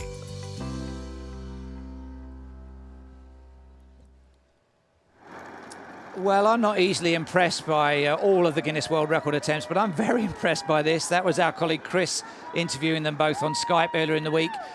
What happens if they drop one? What happens if it goes over the side of the rail or something like that? It is quite the skill and quite the duel between those two. We'll check in with them at a later stage to see. May the best joggler win. I just got a report that our split on the screen for 21K was a little bit quick. Okay. Which gives me a bit of a sigh of relief, because I was thinking to myself, okay, Cam Levins has just clawed back over a minute in the first half of the race. That was a bit scary. That would have been a little bit hot. He did pick up the pace. He is around 209 flat right now. Okay. Projected pace. Still going well, still on for a big ka-ching payday. Let's see how we're doing with our elite women. When last we checked, there were 4 and a couple of pacemakers, including Mr. Triathlon Torso, who's still there. And are all 4 women still there? I think they are. I think so. It's like I said, it's really hard to see because the one that keeps tucking around the back is quite tiny. But we're really not seeing a big change in the racing tactics here. They're packed in behind the single pacer they have. Like we've shown with the men's race, they have 3 or 4 pacers across them to support that group of men. These women are running with what looks like 1 pacer and then a few other marathoners that are tagging along, ideally trying to get pulled to a fast time themselves. Well, we're keeping an eye on the halfway split for these women. For a long time, they were operating under 221 pace overall. 70.21, 220.43 would be reasonable given the way that they've been operating so far. So let's just see. And the key thing is, it's not one isolated athlete. It's pacemakers. It's 4 high-quality individuals. We've got Bariso, who's run 220. We've got Megra, the defending champion, who's run 224. And we've also got Dabili, who ran 225 in Hamburg. So they're all still in there. And let's not forget Mimi Belletta, 226, also in Hamburg. So there's some real firepower. Let's see if they're on schedule for the women's course record. One of them's not even going to make the podium. No, it'll be interesting to see if any moves start to be made now that we're exactly right now through halfway or coming up on it, and or if they wait until the pacer drops. And surprisingly, for the women's race, the pacers can go as far as 40K. For the men's race, the men's pacers are told to drop quite a bit earlier. So if these women want to leave it out to the last 2K, that we could see a very interesting attempt at a sprint at the end of the marathon. Well, it's very noticeable that some of those domestic half marathon runners have been dropped within the last 5 kilometers or so, but all of these elite women still going very well. So it's a very atmospheric experience, especially through those underpasses and through the cheer zones. Let's go down roadside and catch up with another of those.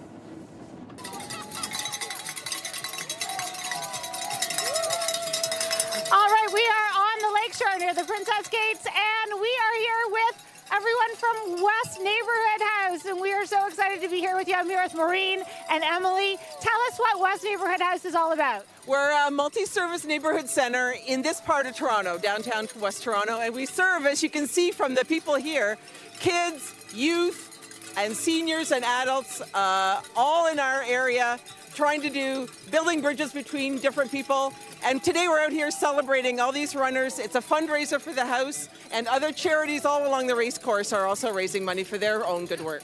That's great. So Emily, how does West Neighborhood House benefit from the Scotiabank Toronto Waterfront Marathon? It's hugely important as a fundraiser for us, but it's also a chance to just bring the whole community together and celebrate. And it's so uplifting to come down here every year and see these runners digging so deep and trying their hardest. We have runners who are running for the house, and it's a great community feeling. It is great. Well, you guys definitely have a great community feeling happening here. We're all sort of dancing and cheering. Yeah. Since very early hours. It was dark when we all got here. All right. Well, I hope you enjoy the rest of the day and give a lot of energy to the runners. Super. Thank you. All right. Back to you. Thank you. Lovely, great support. So now the final group to check through at the halfway point are our elite Canadian women. So far we're on schedule for the elite men's course record, the elite women's course record. Cam Levin's on schedule for a big payday for the Canadian national record. These athletes were targeting 2:31. It's going pretty well, Lanny. Yeah, it has. And what we didn't see on camera, but what happened is there's the pacer that was supposed to be with the women for this entire race. Natasha Wodak has now split off to finish the half marathon course. What looked like what seems to have happened is the pacer was caught up with one of the other half marathon women, thinking he was pacing her through the marathon. And as Natasha closed in on him and that lady, she signaled to him that these are the ladies he was supposed to be with. So we're obviously thankful for Natasha Wodak's pull there, but these women are running a great race, pacers or not. They have each other to kind of feed off of and work with, and now they'll have, I believe this is Gilbert, to take them through to about 30-35K depending. The athlete that we've not seen at all is Jess Trengove. And I'm surprised because I would have thought, maybe she's operating somewhere between that elite women's group and this domestic Canadian group. You would hope so. She is. As I looked at the splits, she went through 5K a minute ahead of these Canadian women. So her goal was to come in and run around a 2:25 pace, and that's based off of the splits that we're getting. That seems to be what she's consistently doing. She has been to 2 Olympic Games. She's a twice bronze medalist from Commonwealth Games. She's a very consistent and strong athlete, and she's getting faster each year. So hopefully over the next couple years, we'll see the likes of Kinsey, who's debuting today, and Leslie Sexton, who's our former crowned Canadian champion from last year, start to make the gains in marathon running that Jess has. And the star of the show appears to be the gentleman from the Black Lungs, which is either a very pretty name for a running club, or is that the name for your new beer, your new stout? Is that what it's going to be? Mine's the Black Sheep, but this is Sheep. actually Michael's training group.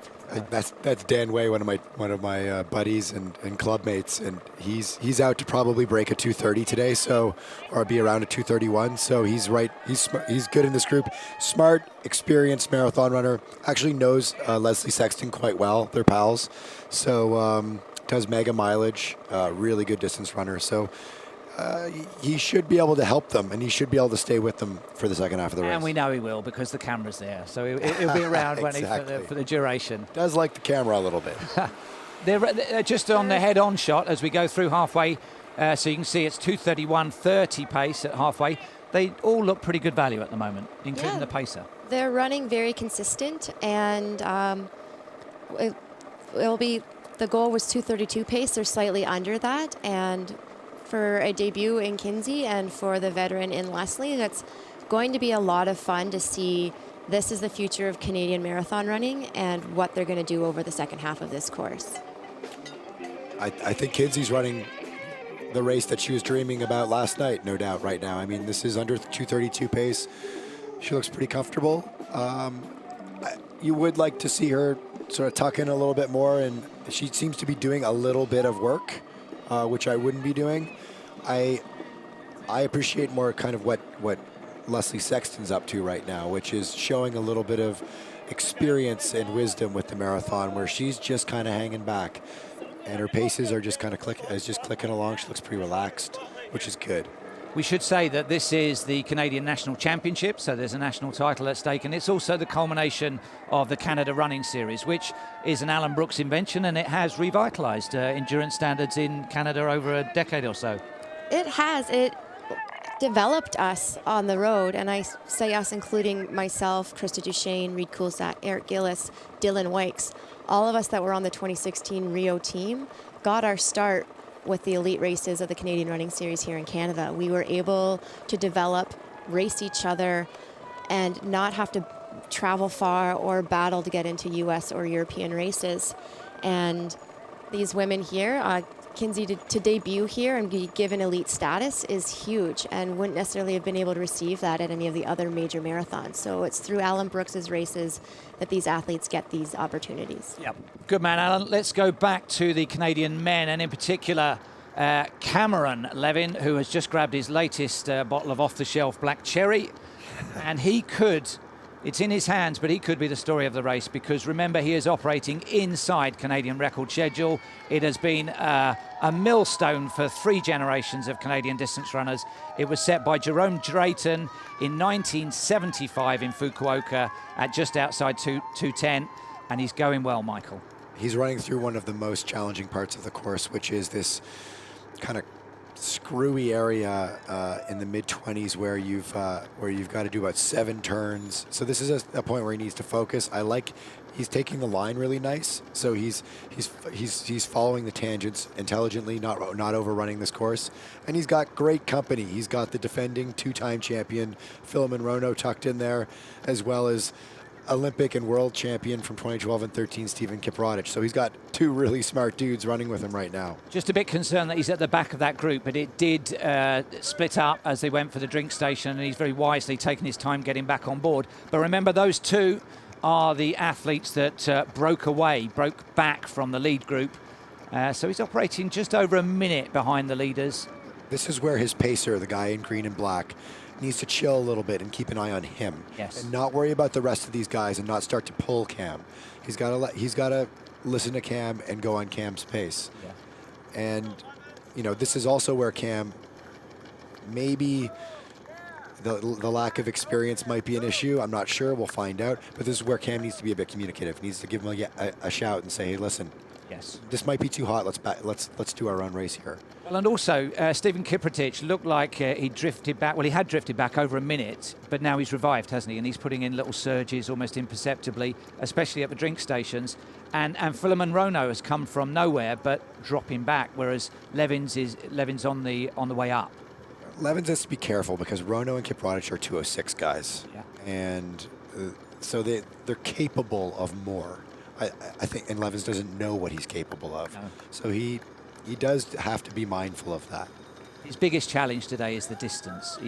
He doesn't need to get too bogged down with what other people and what the clock is doing. He needs to conquer 26.2, doesn't he? Yes, but he's a competitive guy, and he's told me before that he's not interested in just beating the Canadian record long term. He's interested in becoming a truly world-beating, world-class marathon runner if he's going to do the marathon as his thing. So he's probably thinking, I want to be a 2.7, 2.6 guy. He was very bullish at the press conference. He wasn't giving a lot away, but he just felt it was reasonable to be looking for the win, for the course record, for the Canadian record. He wasn't ruling anything out or anything in. And at the moment, as that leading group starts to fragment, the opportunities are there, aren't they? We've still got 50 minutes of running, 45 minutes of running to go. Another thing that those watching at home may or may not know is that, particularly in races like this and in money races and in races with challenging weather, with cooler conditions, if an East African runner does not feel like they are going to be in contention for the win after 20 miles, you'll see them drop. That's what was happening in Boston. The seas parted for Krista Duchesne and Reed Coulsat, who finished top 10 as well, because you got, half the field just bail, or 75% of the field just bailing out because it wasn't going to be their day. Another day, yeah. Exactly. So you don't know what's going to happen as Cam Levins in the last 10K. You may have a lot of guys coming back at you, which is really good for him. Tell us about this part of the course. Do you recognise it? Is it a significant area? They seem to have come away from the long straights into something a little bit more twisty and turny. We're not to the technical point yet, just are we? They actually just came out of that technical point. Okay. So now they're back where they can kind of cruise along and head out towards what we call or know in Toronto as the beaches area, which is where we'll potentially see some of the pacers drop out, and they make that turn and they're on their way back home to the finish line. So KLM are one of our supporting sponsors, and this is the KLM Drome up above the waterfront, and look at that beautiful sight on the contraflow. Beguilingly, the windmill is turning very, very slowly. I suspect the runners are feeling it a little bit more than that, but thankfully for those coming towards us, over their shoulder. Beautiful shot of a beautiful city. Yeah, KLM Airlines brought in the entire elite field, and that was very generous of them. And they also put a drone in the air for us. It's the live, future. that's a live shot right now, what you're seeing there. If you know somebody that's out there running on the lakeshore right now, that's them. That's happening. And by the way, if you are watching, looking out for one of the runners in the mass race, our commentary will go on to include most of the people that we've featured and showcased. But the ambient sound and the fixed finish camera will be on right the way through to the 6 hour point. So hopefully you will see your runner cross the line. And good luck to them if they're out there. 25,000 runners in the half and the full marathon. And that's what it looks like. Thanks, KLM.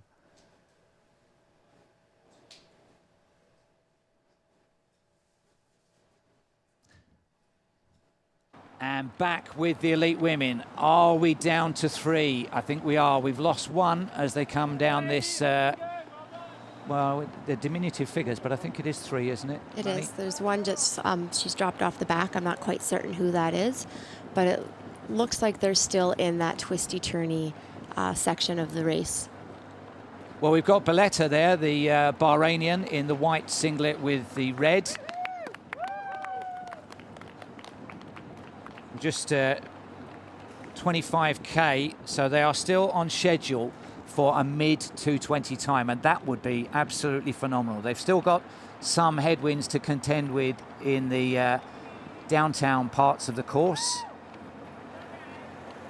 So we've still got, we're just trying to pick up on the numbers there. We've still got Armani Bariso of Ethiopia, the 2:20 athlete, the fastest woman ever to line up here in Toronto. She's the one that's staying closest to the pacemaker, as she has done throughout most of the race. And I think, is it Megra, the third runner? You can see the fourth athlete has drifted back around about 90, 80 metres further back down the road. That will be a difficult one to try and claw back at this point. Yeah, especially without, as you've noticed too, there's the half marathon men have split off. There's one other marathon man who's kind of hanging with this pack of women as they come through their bottle stations. But now if any of these women drop off, there's fewer people they can use around them to help pull them back up to the leaders. That's one of the interesting aspects of elite women's racing, is that you are drawn out and you're running, these women are running faster than most sub-elite men can run, and even some of our debuting male athletes outside of Cam Levin. So if you cannot hold with this group, you are going to be running a very solo last third of this race, which makes it incredibly difficult to close ground and recover from a rough patch. Lots of things can happen in a marathon. We've still got the thick end of an hour to run in this elite women's race, but at the moment it looks, for all practical purposes, like the course record is going down. It could go in any one of 3 directions. If I was the winning woman, I would buy a schooner of your black beer for this pacemaking guy, because he's doing a superb job, isn't he? He is. He's running the tangents that we haven't necessarily seen from some of the other lead pace runners, and he's staying consistent. And as someone who's had to rely on pacers before, I would certainly love to be behind someone with his big shoulders. Right now, it's not going to be of huge concern because they're coming back out onto the course where the wind should be more at their backs. But definitely in those windy sections, they can capitalize on someone of his size quite well. And it is a contraflow section. It's noticeable that the runners going the other way are thinned out a little bit, not doing quite so much applauding, getting on with their own race. But a fascinating duel in prospect. We are looking at a massive course record. We're looking at one of the quickest times in the world this year if they keep this sort of schedule going. We've had a few under 220, but not that many. This course deserves that too, because it's a pretty quick course. It's got a challenging second half, of course, but all in all, it's flat, and conditions are a little cool, but pretty good today. And the pacer at the front here for the women's lead group is doing a brilliant job. I mean, he's bringing them through in a really nice time. They're around 221 mid right now is the projected time. They've just negotiated what I would consider to be the least enjoyable part of the race, perhaps. And now they're going to head out into the beaches area where they can gain some steam. Well, we should name check him. It's either Guta Hunda, Bahani Degefer, or Jakob Jarso who's doing that pacemaking. Here's a little bit of biog on Bariso, who's at the right on his shoulder, 27 years of age. That's the fastest time we've ever seen. Dubai is the other course in January that vies for being super fast as well, isn't it, Michael? The thing about Dubai is this, I mean, Dubai has produced over the years all of these incredibly fast times from Ethiopians, and so many of them have a difficult time delivering another really great performance after Dubai. And it'd be exciting for Bariso if she's able to get the win, but also to run close to that 220 personal best that she's already got. I think she's backed it up with a 222 or something similar. So she's done fast marathons away from Dubai, but it's almost like the Ethiopian National Championships, isn't it? It's an elite field of 45, 50 Ethiopians, and they talk about it for a year in advance. They completely monopolize the elite field. There's a ton of cash up for grabs, so there's a real motivation to take a big risk. So we have the defending champion, Megra of Ethiopia, in the middle there, still looking comfortable. Do you think there's such a thing as a national running style? Because you can look at Beletta there as a former Ethiopian, and it's that almost if you've got your gloves sewn together across the arms, quite a choppy action. They run together a lot. They do drills together a lot. The Kenyans could be much more rangy, much more loose arm and freewheeling legs. Is that too stereotypical? No, what you see with the Africans and like you were saying with the Kenyans is they might be a little less controlled with their form. But really what you need to be watching is in any athlete, and the Ethiopians do tend to keep their upper bodies a bit tighter held, but look at what they're doing from their mid-torso down. Yes. And look at what their legs are doing. And they're all fairly similar in that regard. They have a nice swing through. It's almost like they're cycling. And they want to hit the ground and pull the ground back beneath them and pull up. And any of the world's best runners have that style. The upper bodies tend to counter a bit of what's going on down beneath, but you can get away with a bit of a wonky arm swing. You're not going to be able to run this fast with a weird leg carriage. No. That was what people always used to say about Paula Radcliffe, that she had the nodding head for a large part of her career, but if you ever just concentrated from the waist down, it was super smooth. So we are checking in with the Canadian women at 25 kilometres. They've just gone through their checkpoint and still on schedule around about 2:31. Yeah, and they're now without a pacer. So this is probably one of the only head-to-head races we have going on right now in terms of our top male, top female, top Canadian male, top Canadian female races. The leaders still have their pacers in there and they're packed up, but these women are on their own, and it's a national title that is on the line right now. Well, Leslie spoke to us earlier in the week. She's featuring very strongly in this Canadian National Title Challenge. Let's hear what she had to say. Coming in as the defending champ, I guess, it's been something that's been in the back of my mind for, training and coming into this. I'm feeling good, my training's gone well, and I think ultimately when I run a marathon, I'm just focused on doing the best race I can and executing my best race. So I'm not going to think about placing too much and try not to focus on that early on and just kind of run to my fitness and do what I'm in shape to do. The running scene is probably as good or better as it's ever been. It's bigger and more inclusive, and I think that's a good thing. I think the more people running marathons, the better it is for everyone. Looking at the broadcast, we're getting great coverage for the women's field. In terms of the gender equality, things have come a long way. I'm really happy with the running scene now and just how kind of open and inclusive it is to everyone.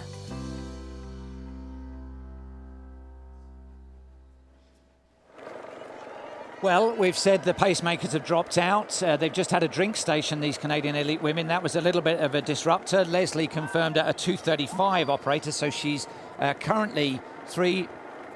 Is that wrong? That's her time, I think, from when she won the title last year. But in 2015, she was second to me. I was just a hair over 2:28, and I'm fairly certain she was in the 2:32, 2:33 range that day. Yeah. That Personal best pace at the moment, so she's heading for a lifetime best. What about your man with black lungs here? Is he going to be able to help them? He looks like he's right on the edge. If he's at all able to, he definitely will. He's a classy runner. He knows what's at stake with these two women right now.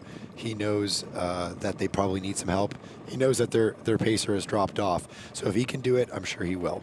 So for Canadian women, it is good news. Let's see what's going on elsewhere in the race. And this is the Cam Levin story. Daniels there is part of the pacing. Well, I don't know if he is a pacer, is he? Is he doing the half or... No, he would have turned off by now, wouldn't he? I think he's a pacer, but he has his bib on his back, so they can see he's the pacer, but we can't see that he is. Okay. That happens sometimes. So at 30 kilometres, 1:32.18. And let me just project that forward to you. Well, we are... Ooh, getting closer. Yes, it's going to be squeaky something time for Cam Levins in the closing stages, because that fabled record, that $43,000 bonus, he's right on it at the moment, isn't he, Mike? Yeah, it's 2:09 high. It's 2:09.49 is the exact number that he's pacing at right now. He just needs to stay relaxed, stay with these guys, and you know, if Kiprotich and Rono start to pull, that's where he has to make a decision about what kind of runner he is. Yes. What his race is about, what he wants from his race, and what he's capable of. You know, if you have anything in you, and the pacer drops off, and you're with these two total killers, and they start pulling away from you, you got to go with them. You don't want to be alone. So this is the comparison with that amazing Jerome Drayton record that goes back to December 1975, and you can see, well, yeah, I mean, Drayton must have slowed, mustn't he? We must hope Levins doesn't do the same. What do you read into that, Michael? Yeah, Drayton ran his in Fukuoka in a very different time in distance racing, and I mean, this race is nicely set up for Cam to run a real smooth one today. So you've got to imagine that the second half splits are going to be much more challenging for Cam than the first half was. Look how disruptive that drink station has been. The two legendary names in the sport, Stephen Kiprotich and the defending champion Rono, now about 20 metres back behind. Levin took it well, but it does take him a little while to reform here, doesn't it? It's disruptive. There's two different styles of pacing as well, where there's the pacer that just is told to run a time, and he's metronomic and he just hits it, and he kind of forces you as an athlete to come along or get a little bit dropped and dragged. And then there's the other style, which I think Cam's pacer on the left is more in this mold, which is read your athlete, chaperone, exactly. Yeah. Do a little bit of hand holding. Well, we've got a nice head-on shot of the Toronto skyline there. I went up the CN Tower like a tourist on Friday. Maybe we can go to our KLM drone shot, because that's a thing of beauty. But first, we're going to hear from Cam Levin. He's breaking away from the Olympic champion on his marathon debut. What did he make of it early in the week? Feeling good. I'm feeling prepared for Sunday and ready to try out my first marathon. Yeah, I definitely chose the Toronto Marathon over other marathons, because there's not a lot of marathons throughout the world that really compare with Toronto, both in quality of its field, and it's just a good, fast course. Those are, I would say, kind of the most important things for marathoners across the world, I would say. Having a lot of data can be really good for some athletes. Some people want that. They're great to have every little bit of information they can get from their run. I personally like to step away from that. I've done a lot of workouts, a lot of my training without caring kind of what I've done, besides knowing I've given a hard effort for this period of time. That's enough for me. I know I can push myself hard enough without being concerned about what my watch says.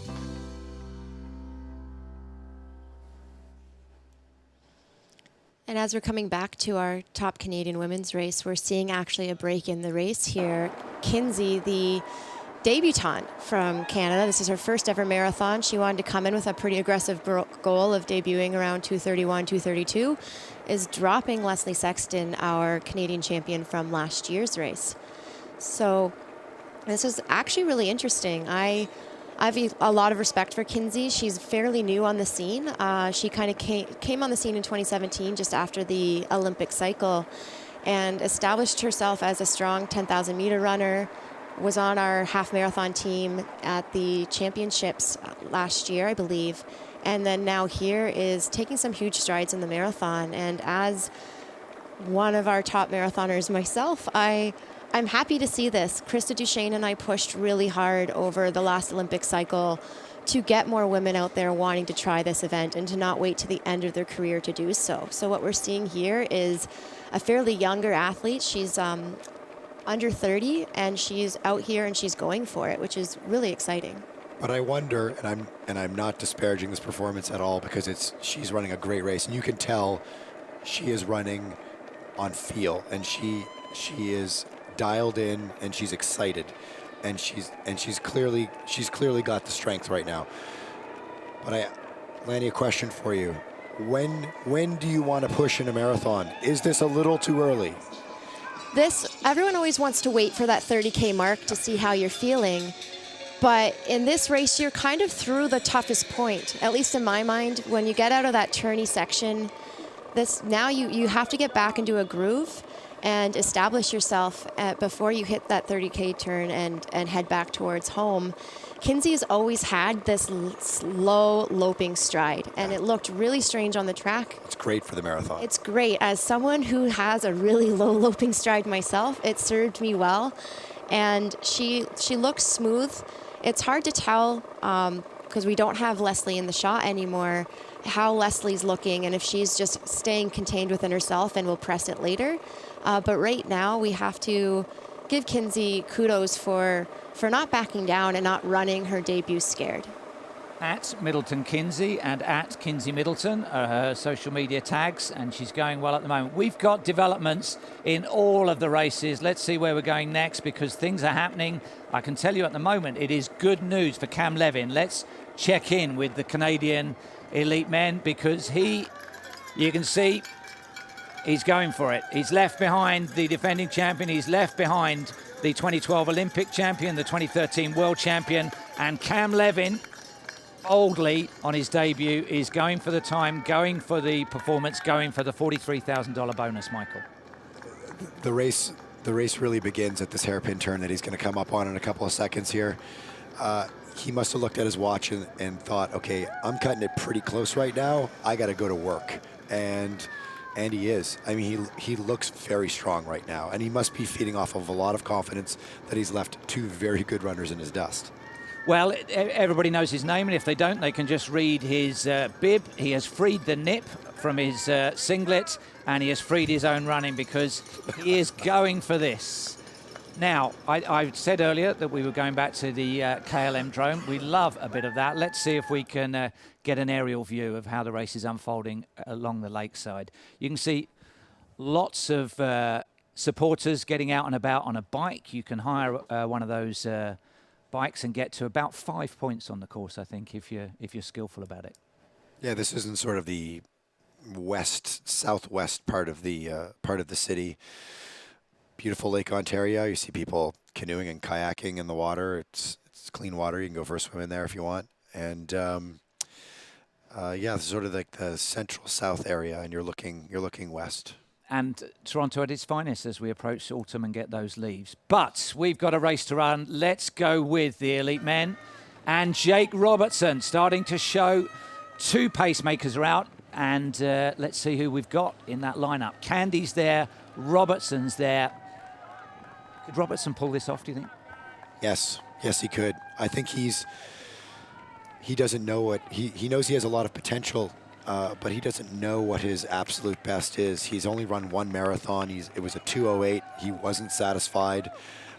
Clearly he wasn't satisfied because he's going after it today.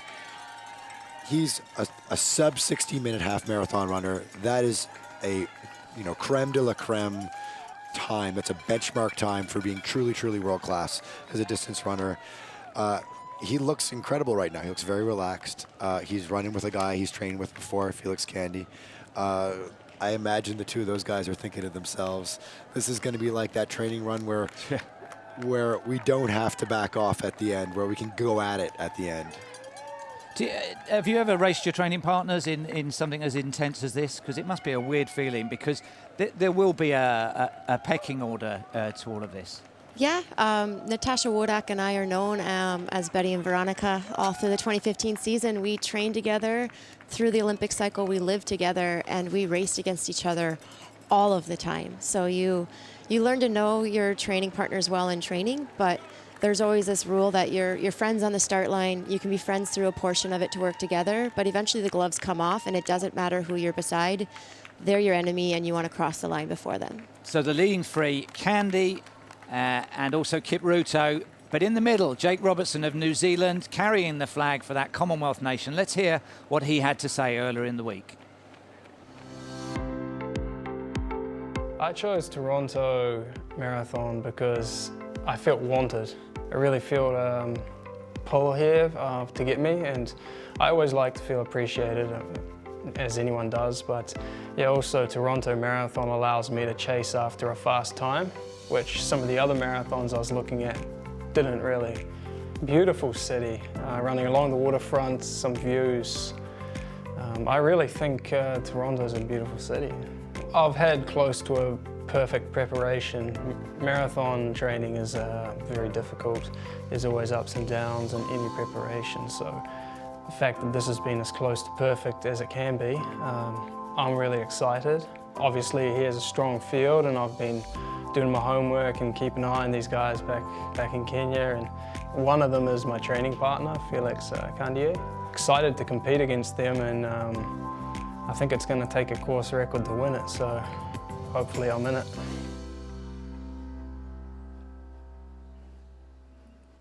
Well, he's had an interesting life already. If you want him on social media, it's at JakeHTBZ, and a variation on that for Instagram. There's his stats. He's the national record holder for New Zealand at 10,000 metres on the track, 10,000 metres on the road, and for the marathon, and he is dismissive of all of that, including his debut time. He wants more, and he could get more. What did he call him? Candy-A? Did he say it? Pronounce it? Yeah, he said Candy-A. Candy-A. We must be careful on that.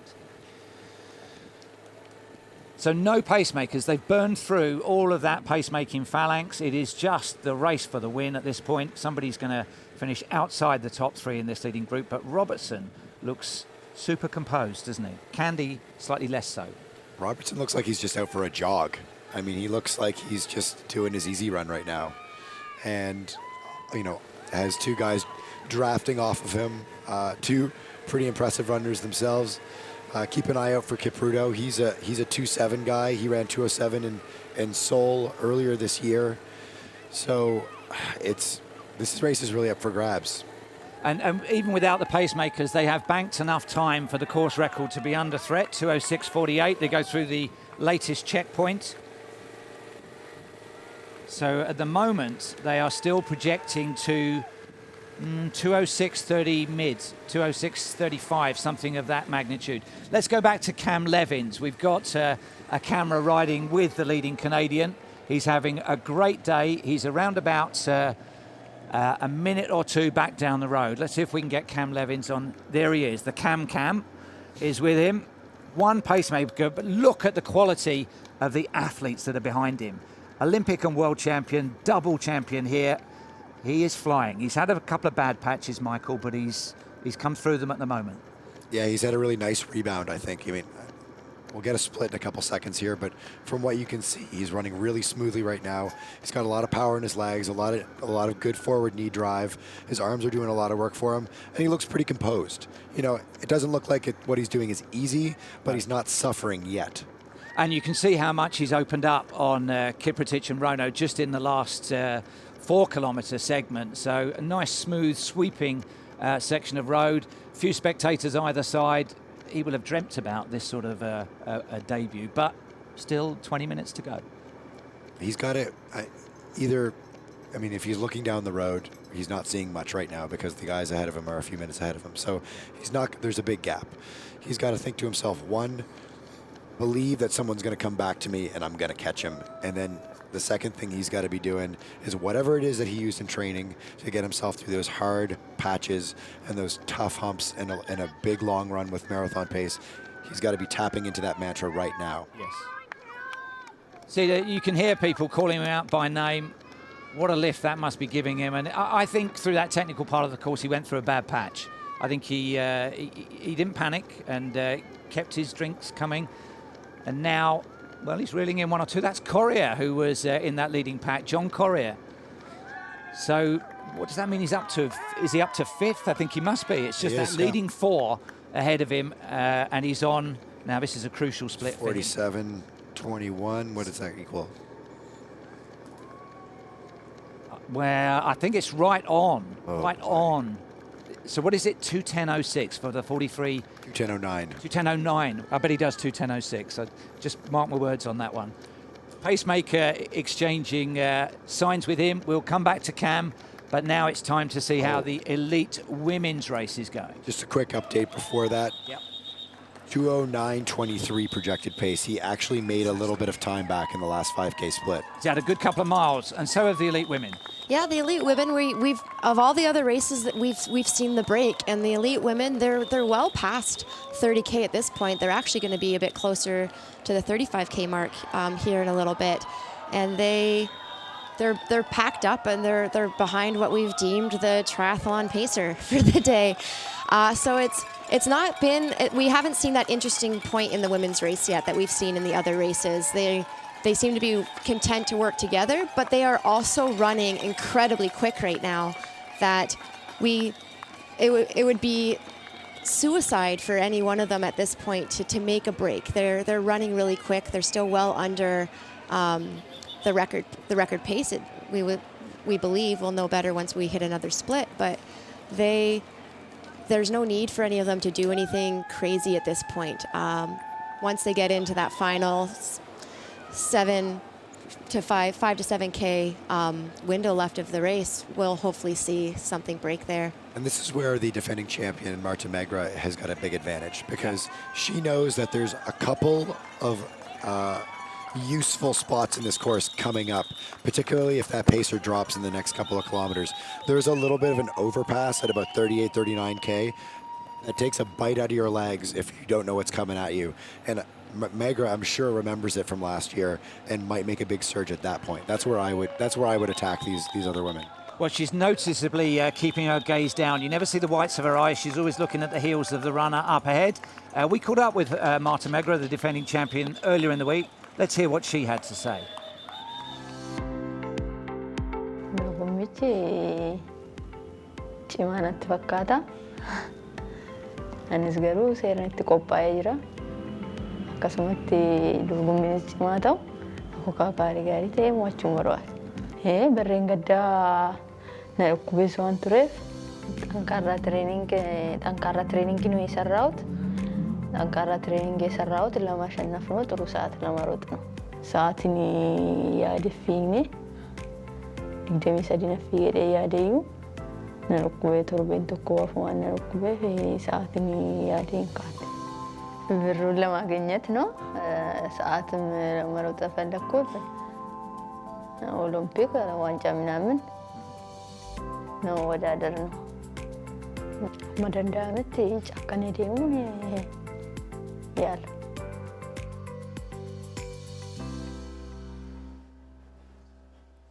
Well, a dramatic moment in the race. The women's pack very much still together, but did we say Jake Robertson was leading? He's not now. It's Kipruto, Sule, and then it will be Candy and then Robertson. Game on in the men's race.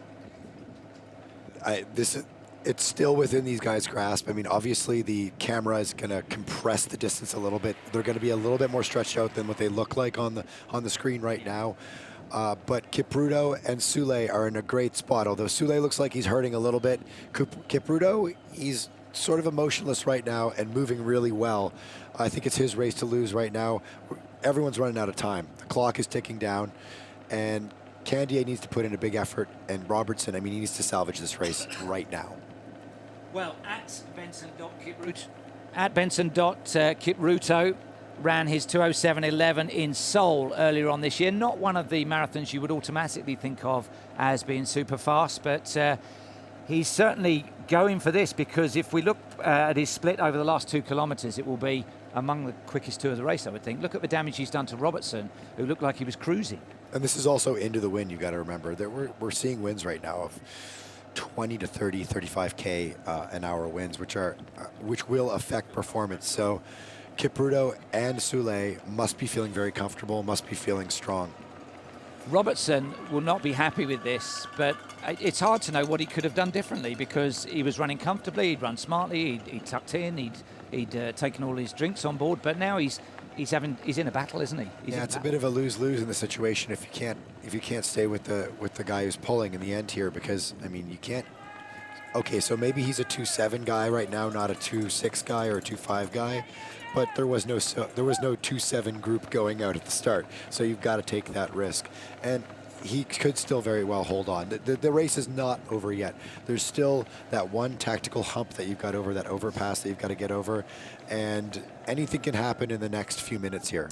So the athlete in second is Augustino Soulé of Tanzania. He ran his 2:10.01 in Amsterdam 2 years ago. That race took place earlier this morning. The Twin City of Toronto. You can see he's in the colours of the NN running team, which is a Dutch-based team as well, but he's crucially trying to hang on at this point. We'll go back to the leading Canadian woman just to check in with her most recent split. Yes. So what's been happening there? So Kinsey split through the 30K just around 147, a little bit above that, which she's holding consistent based on the pace chart. She's in that 231 to 232 range. She's caught up to a few of the other sub-elite men, so she's got some people to work off of. We see that it looks like she's putting in a little bit more work now, but looking at that long ponytail she has blowing behind her, they're running into some pretty substantial wins. So if she can just stay consistent, she's going to have a really good one. She's still a few minutes out from the 35K mark, so she's in that final stretch to come home, where this is where the marathon is really going to start hurting. So back with the elite man, that gap that was 2 meters is suddenly 8 meters. He is running away with this at this point. And remember, we're barely 10 minutes to go in this race, maybe 11 or 12 minutes. And Kipruto, even though you wouldn't know it from that slightly languid expression, grabs his drink and misses, doesn't panic, carries on, and takes his first look over his shoulder, which will be reassuring news to him, because Kipruto is making a long run for the win here, Michael. Elite marathoners don't like missing bottles, even this late in the race, but he's got to stay focused. He's just got to let it go. He's got to think to himself, I feel good right now. I've got it in the bag. Let's just keep pushing. I mean, this could be the death blow he's delivering right now. This big push right here. They're running out of track. I didn't see Soulé go for a bottle, and you can see as they go through 28 kilometers on the other side of the road, there may be one more drink station that they can take advantage of. But I think the racing is more important at this stage, isn't it? The fueling is key, but if you've just opened up a gap, it's like, yeah, if it works, it works. If it doesn't, it doesn't. But on a day like today, where they've expended a lot of energy and it's kind of a little bit of an unknown, because when you're battling a headwind in the last few kilometers like you are here, and it's a little bit cold, it's really hard to get a read on what your body is actually doing, how it's actually performing. Whereas these guys, they train in a very temperate, very controlled altitude environment in the Rift Valley in Kenya, and every day sort of has that same vibe, that same feeling. They get that flow. They come to know their body really, really well. So, but Kipruto's at the front. I mean, you got to take the risk. You got to push now. And the course record is 2:06.52. I'm just trying to count that gap, and he's having a look back to see what it is as well. I think that's around about 5 or 6 seconds, and that's almost at the point where the elastic gets cut. So the runner behind can just key in on him, but if it starts to go out towards 10 seconds, it's more or less game over at this point, isn't it? Emotionally, if you're Kipruto right now, I would just keep looking ahead. Yeah. Just run like hell. Yeah. Well, we've had dramatic moments in that. Let's see. Let's go back to Cam, because it's all good news for Cam Levins, the leading Canadian, on his debut. You can see he's starting to drop the pacemaker. If we look at his body language, it's good, it's strong, but he's got a 30-second cushion on that Canadian record, because that's the story of the day, surely, Michael. So far, yeah. I mean, this is going to be one of the huge moments in distance running in this country. This record, everyone is sick of it at this point. You know, I think that this might open the floodgates. I was talking to Cam's dad just this morning before the race, and I was asking him, he'd just come back from seeing Cam before the start of the race. And, you know, Cam's dad was saying that he feels like this hopefully will open the floodgates for people in this country. It's big. Well, I can tell you one person who won't be sick of hearing about that $43,000 bonus, and that's his bank manager. But let's go back to the elite women, where we have lost one runner. I think it is still the defending champion, Martha Megra leading, and it is still Baletta of Bahrain in second, but we have lost the third Kenyan. Yeah, they looked like they were running very tightly formed and everything was moving well. And the elastic, as you referenced previously, seems like it is completely snapped at this point, and we've lost one of our lead women as they've come through the 35K split. They're still moving quite quickly. They're still on that 21.5 or thereabouts. Yeah, so the headwind is taking its toll perhaps a little bit, and now with that runner out the back, she has a lot of work to do solo for the last stages of this race.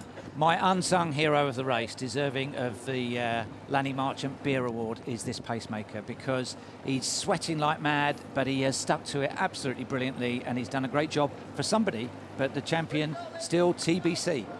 Yeah, the pacers are sometimes the unsung heroes in these races, because they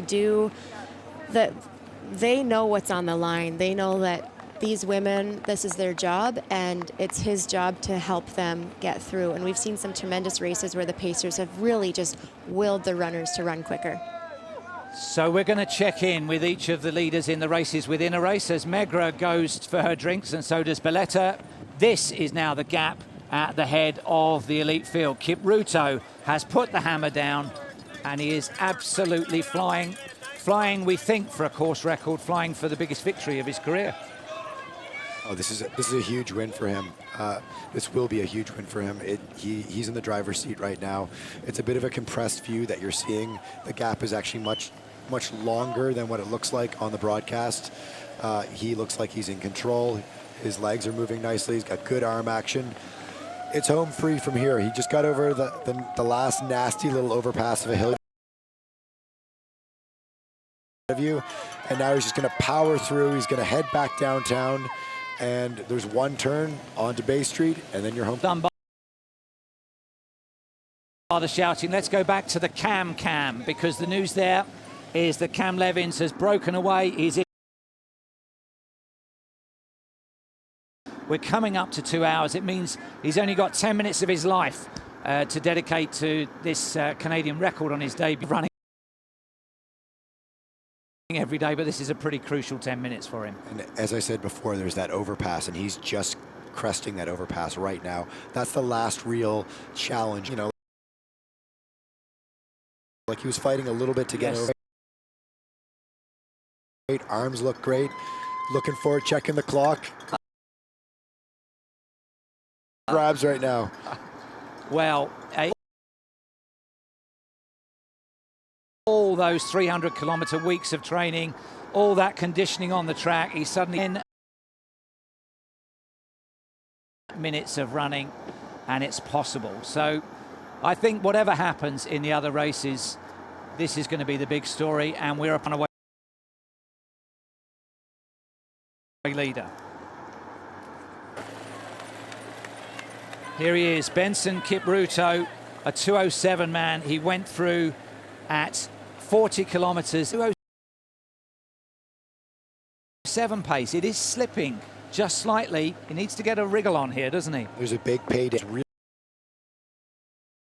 Really close. I mean, 2:06:52 is the all-comers record in Canada. Scotiabank cuts a very generous check if he can get underneath that 2:06:52. So he's got to pick it up just. Have to do it on his own, but it's 5 minutes of his life for a huge bonus. He's on smooth tarmac. The crowds are getting more dense. The hard work is done, but he's got concrete in his legs. There's a couple of miles. Oh, but how many times has this guy been out on the track doing a repeat and telling himself, I just got to survive this one more lap around the track? That's how he's got to think about this. 1,000, 5,000 in my life. This is just one more that I've got to do. Let's go back to Cam Levins, who's approaching the checkpoint at 40 kilometres. That crucial time for him, 2:10:09 as a finish time. And I think we're into the last couple of 100 metres before he crosses the line at 40. The mouth slightly wider apart, but he's pumping with the arms, going well for his day of days. I remember being in this, missed my record by 9 seconds, and through that split, Matt, so we'll wait for that to pop up. But you know you're playing with a matter of seconds on either side. Yes. And the year I set the record, it was around this point that I knew I had it in the bag. And the year I missed my record, it was around this section that I knew I was going to be a few seconds on the wrong side of it. Well, we're just going to project that forward, 2:02:31. He's aiming for 2:10:09, and he's on. He has picked it up. He is now 2:09:14 pace. Whoa, Canadian record, fantastic. Anything can happen. We've seen it before in the marathon. It's a cruel distance. But right now, if you didn't know he was running a marathon, he looks like a 10K runner in full flow, doesn't he? You know, he does. He looks like he's running. He looks like he's more relaxed than he was running a 10,000 meters or a half. He's flowing really nicely. I bet you he just checked his watch a couple of seconds ago and he thought, oh, 8 man. Yeah. Right, let's see what's happening with the elite women, where it's down to 2. Plus Torso Man still there as their pacemaker, but still nothing to choose between the defending champion. Oh, here's our comparison with Jerome Dayton. So he has gone way, way clear on the splits.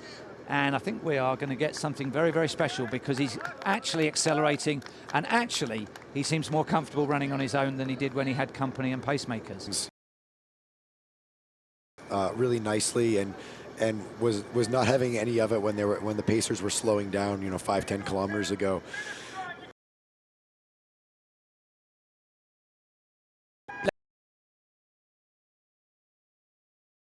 Let's leave Cam, let's go to the elite women. Still 2 in contention, still running fast, but still right on the course record schedule.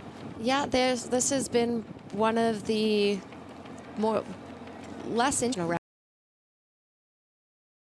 records, debut records, etc. But these women have run a tough race. They're running really fast, and they will eventually. That pacer has to step off, and we'll see where the chips lay at that point.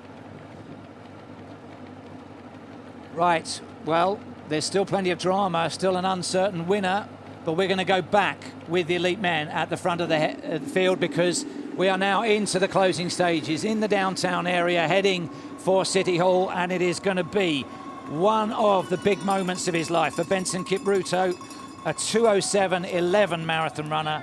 2:06:48 is the course record, 2:06:52. He's got a minute and a half to finish and break the course record. A big winning check, a big course record check being dangled in front of him. The crowds are urging him on. He looks completely impassive, but his heart must be pumping. There's the head-on shot. So you can see on the left-hand side, it's just a few hundred meters to go. You can see the masses at another point of the course on the far side of the shot. There's the second place runner. So he's won it the hard way in the last 5 kilometers. It's all about the clock now. 2:06:52, less than a minute. I hope he's aware of that. I hope he knows that. I hope that I imagine his agent drilled that into his head last night. If you are close to 206.52, run as hard as you can, because this is a really it's an important number. It's an important number in distance running in Canada. It's a number we're trying to motivate people to come from around the world to keep pushing that number down, and he is so close right now. Well, this is a foreshortening angle because I think he still has more than 30 seconds of running to do. So I think this is going to be heartbreaking. How can it be heartbreaking? He's going to win one of the world's great marathons, but the course record is going to stay intact despite the efforts of all those pacemakers. But it is the win of his life, the run of his life for the athlete from Kenya, Benson Kipruto. The half marathon runners finishing alongside him, the accompanying motorcycles being ushered off. The course record will live for another day to Benson, to Baby Police, who's further back down the course. But Kipruto can now just enjoy this moment, an inscrutable expression on his face. But he is going to be our 2018 Scotiabank Toronto Waterfront Marathon winner. The crowds are out in force. Here he comes. He's been expressionless. I think there's going to be a smile there, surely. There it is. That's the title, the biggest win of his life, 2:07.25. The race director, Alan Brooks, sets off in pursuit, and the athlete in second place. And we are going to ride with Cam Levin because this is going to be a moment of history in Canadian distance running.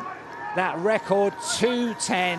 Oh, and he's caught Robertson. So he moves up into, I think, fourth place in the race. That's amazing. What a storming finish. This is one of the greatest runs we've ever seen in Canadian history. This is extraordinary. Cam Levins is delivering on his promise.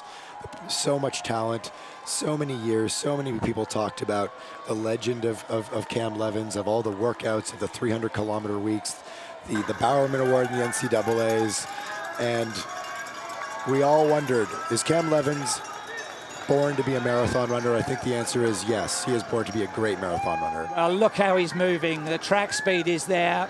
The expression, just a smile because he knows from the splits that it is on. He's not just going to take that Canadian record, which has been a real millstone on the back of progress of marathon running in this country. He's going to obliterate it. $43,000, 43 years of hurt.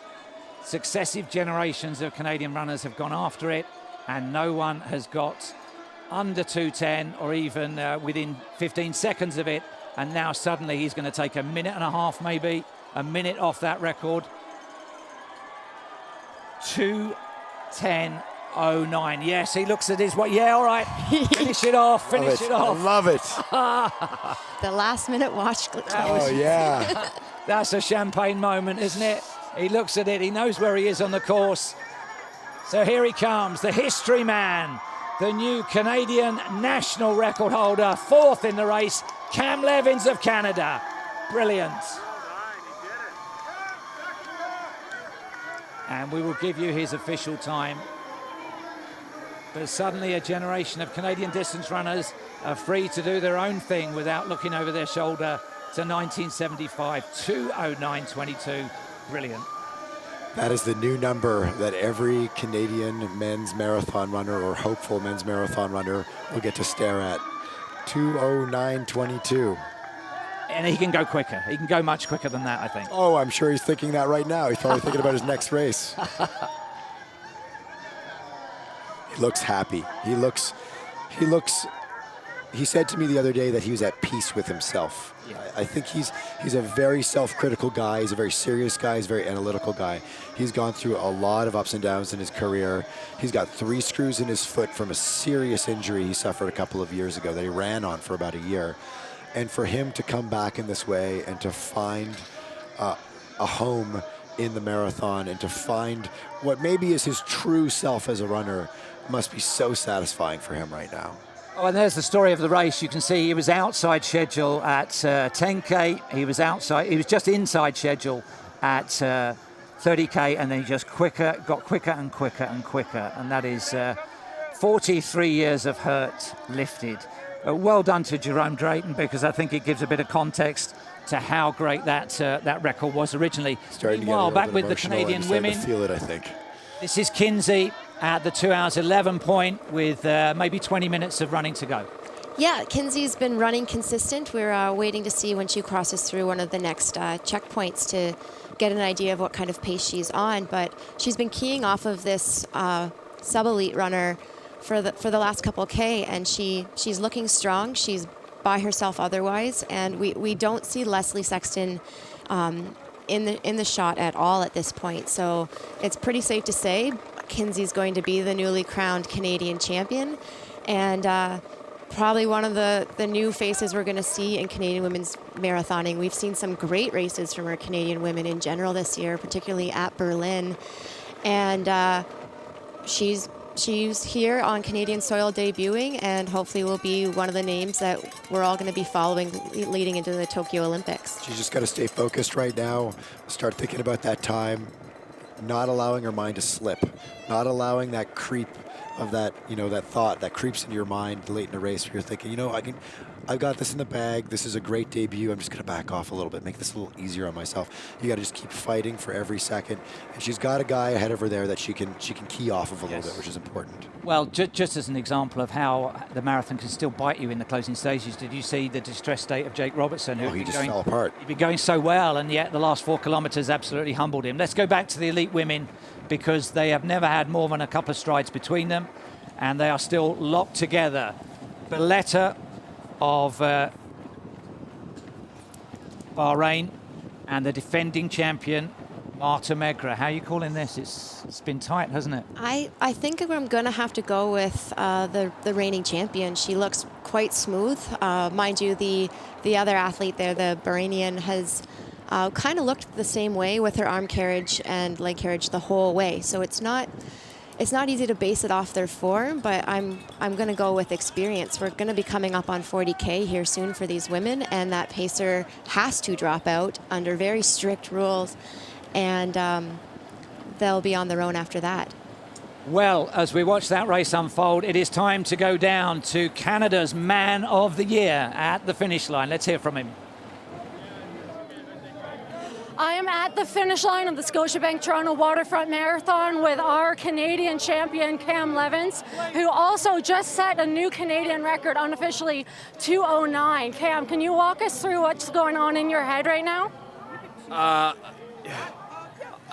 Elation, I don't know. I mean, I kind of knew I was feeling good throughout most of the race, and I entered the last 10K, and I've had a rough last couple of years. Racing and getting over some surgery, 2016, and missing the Olympics. And I just thought, I'm taking back my career right now, and I did that. Now, on Friday at the press conference, you said that you were coming for the Canadian record. You're very confident, and I know as a fan, we're all very excited for you. What's going to happen next? Have you put any thought to that, or? Tomorrow I'm going on a cruise with my wife down in the Bahamas, so getting some warm weather, and then I'm sure I'm doing another marathon after this. I just need to decide which one, but yeah, I think a lot of marathoning's in my future. And of course that cruise will be a great celebration for you, and I know that the rest of the fans will be really happy to speak with you, so I'll let you go along. Thank you so much. Congratulations. That was Cam Levins, our new Canadian record holder and our 2018 Canadian Marathon champion. Back to the desk. And I think he's taking a box of cream eggs with him as our pacemaker steps aside in the elite women's race. Just as we pick up on this duel, Michael, what do you think his Olympic distance will be? Cam Levins? Oh, the marathon, for sure. Absolutely, absolutely. So the women, as we saw, the pacer just dropped off right at the 40K mark. As I said, they were given strict orders that they could not go back past that point, and so now this is the actual race for the top women's category, and we'll see if the smoother form of the reigning champion wins out over the kind of more labored form of the Bahrainian athlete. They appear to be still on that 221, 222 range from just the quick shot of the water station past the 40K mark, but it's gonna hopefully get a bit interesting here. Well, we're just taking a look at the Canadian all-comers record as well as the course record. It's no pacemaking assistance now. The runner there just passing is James Westlake, running for England in the men's race. He's a semi-professional footballer who's improved by an hour across the course of 7 London marathons. He's come down to 2:25. That suggests that they're operating still around the 2:21, 2:22 range. You can see from the red shorts of the Bahrainian athlete that it's quite windy out there. So if they're trying to make moves, it's going to be difficult, especially this late in the race. Nobody likes to sprint at the end of the marathon. It's quite painful. These women are obviously going to be prepared for it. And we've seen this race come down to a final sprint. I believe that was 2014 or 2015, where there was a trip at the finish line, and they ended up giving second and third a tie.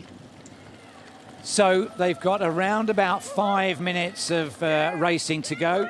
As Lanny said, you don't particularly want to be having to race, but this is a real duel that's in prospect. The defending champion Megra on the left, the Ethiopian turned Bahrainian, and actually she was a refugee in Belgium for a part of her running career. Her sister still lives there. That's Belletta on the left-hand side. So the all-comers record for Canada is 2:22.17. They've got exactly 5 minutes to get across the line for one of them to take it, but which one? They're just passing Terence Atema there, a solid around a 2:19, 2:20 marathon runner. Yeah. Who looks like he might be having a good day. I imagine he probably was looking for something maybe a little bit faster even. There was quite a few guys out there today going after, trying to get into that 2:18 range to make that next big jump. So I don't think, apart from drink stations, these two have ever been more than 2 strides apart, and that's a long way to run together. They both speak Amharic. They both equally snubbed me at the press conference with their answers. In fact, that's not fair, because Belletta had some prepared answers. Megra went very shy on me, but they've been hanging out at meal times together. They may even be rooming together, I'm not sure, but They might be using Terence as an opportunity to break each other. If you have to move around and pass a slower athlete, that's as good a chance as any to make a break, and that's what it looks like we're seeing here with only a few minutes left of the race. So this is it, game on in the women's race. They made a longer run for home in the men's, but this is Belletta of Bahrain bidding for glory, and there wasn't an immediate response on tired legs there from the defending champion. Megra. Let's see what the gap is as we straighten up on the camera. 3 strides, that's as big as it's been all race. Yeah, they're definitely starting to push it in, and they're passing some of our other Canadian men. So that's Thomas Toth, who is out there as well, trying to look for something probably a little bit under the 2:20 mark, but definitely a solid run from him. But these women now are navigating around these men, and it seems as though using that as an opportunity to make some moves. That's a real benefit for them in order to keep that focus and keep that pace up. So just a reminder of the times that we're looking for. The course record, which is held jointly, is 2:22.43, and the Canadian all-comers record, that's at any city in Canada, 2:22.17. They're still on schedule, but they have had some headwinds to contend with, and some the pacemaker's not been there for a kilometre or two, but this looks like a decisive break that Belletta's making, notwithstanding that slightly tentative look back there. No point looking back. Not at this stage. You just need to go with it and trust that the move you're making is the right move. And she's definitely pulling away. Watching her turnover, it is that little bit quicker than the athlete behind her. So she bided her time. She didn't make any special moves mid-race. They stayed packed up, and now's the chance. The money's on the line. The gold medal is up for grabs, and she's deciding that it's hers for the taking. So if we do the whole Olympic rings thing of Europe, Africa, Asia, Americas, she is the lone Asian competitor, Bahrain being in the Middle East. But now she's got that long run in. I think in a moment on the left-hand side we'll get the 400 metres to go, which is going to take her about 80 seconds. So it's going to be tight around the course record. She's going okay. She's under pressure from behind. Stride still going well.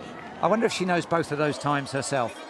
The agent will be bellowing. I bet you she does, because you can tell she's running with a lot of effort and really trying to push herself here. But this race is not entirely over yet. There's still 400 meters to go. Yep. And Marta Merga is not giving up. She's hanging on. Well, she's held that gap. I know it foreshortens as we look head on, but it's still only about 4 or 5 seconds. In fact, maybe 4 seconds there as they cross that manhole cover. A bit of a grimace from Belletta.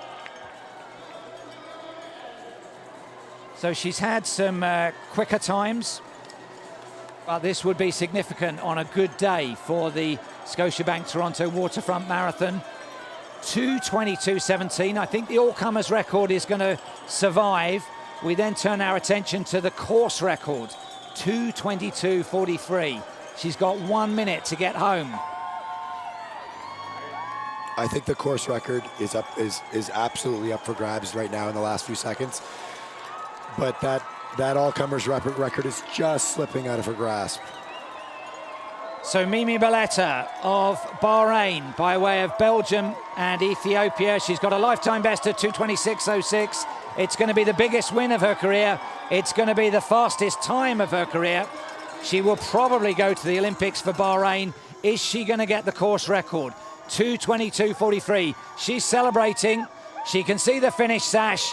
And yes, we have our second record of the day. Mimi Belletta smashes the women's course record and takes the Scotiabank Toronto Waterfront Marathon title. And that was hard for her. Yeah, that was a well-fought and well-earned victory. Excellent, decisive move. All credit goes to Marta Merga, who was the defending champion, of not giving up, of not allowing that gap to open up too wide and making it a good race. And I think this has been a personal best day. If I look at some of the males that we've seen from further down the field, they've had personal bests. So the conditions and the wind have been pretty favourable. It feels cold to spectate, but I don't detect anybody. Jake Robertson was in a bit of bother at the finish, but otherwise there's been some good in-depth performances. Yeah, it took the edge off maybe ever so slightly with the East African runners, but not to the degree that we thought it would at the beginning of this race. It's never really warmed up out there. It's only a couple of degrees above freezing right now. So new course record in the women's. That will be the standard to beat in future years. We're keeping an eye out. Let's go back to the first Canadian woman. That is the category that remains open. Yeah, we still have Kinsey running it solo now. Got one guy kind of up there in front of her, but not really necessarily pacing her, and that would be the 40K split that she has just gone through, just under 2:24. So she's still in that 2:32-ish range. Slowed a bit, as we would imagine, running into this wind and doing a lot of the work on this last portion of the race by herself, but holding strong and consistent. So the qualification for Tokyo hasn't opened yet, but she's going to be running a time that's around about just inside the Olympic qualifying mark on her debut. We've had Cam Levins on his debut.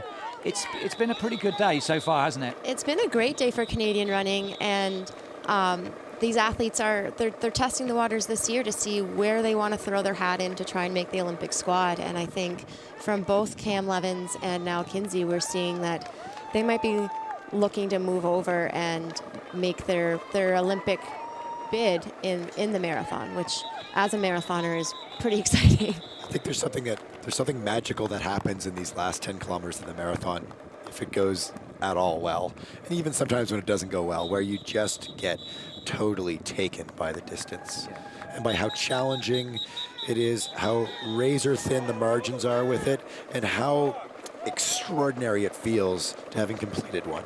Yes. Well, somebody that's had her first ever career win is Mimi Belletta. Let's go down and hear from her at the finish line.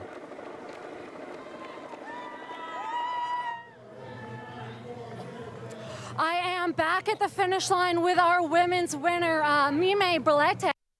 Just working with her jacket here, but she's won a 4-minute PB and 2 hours and 22 minutes for a new course record.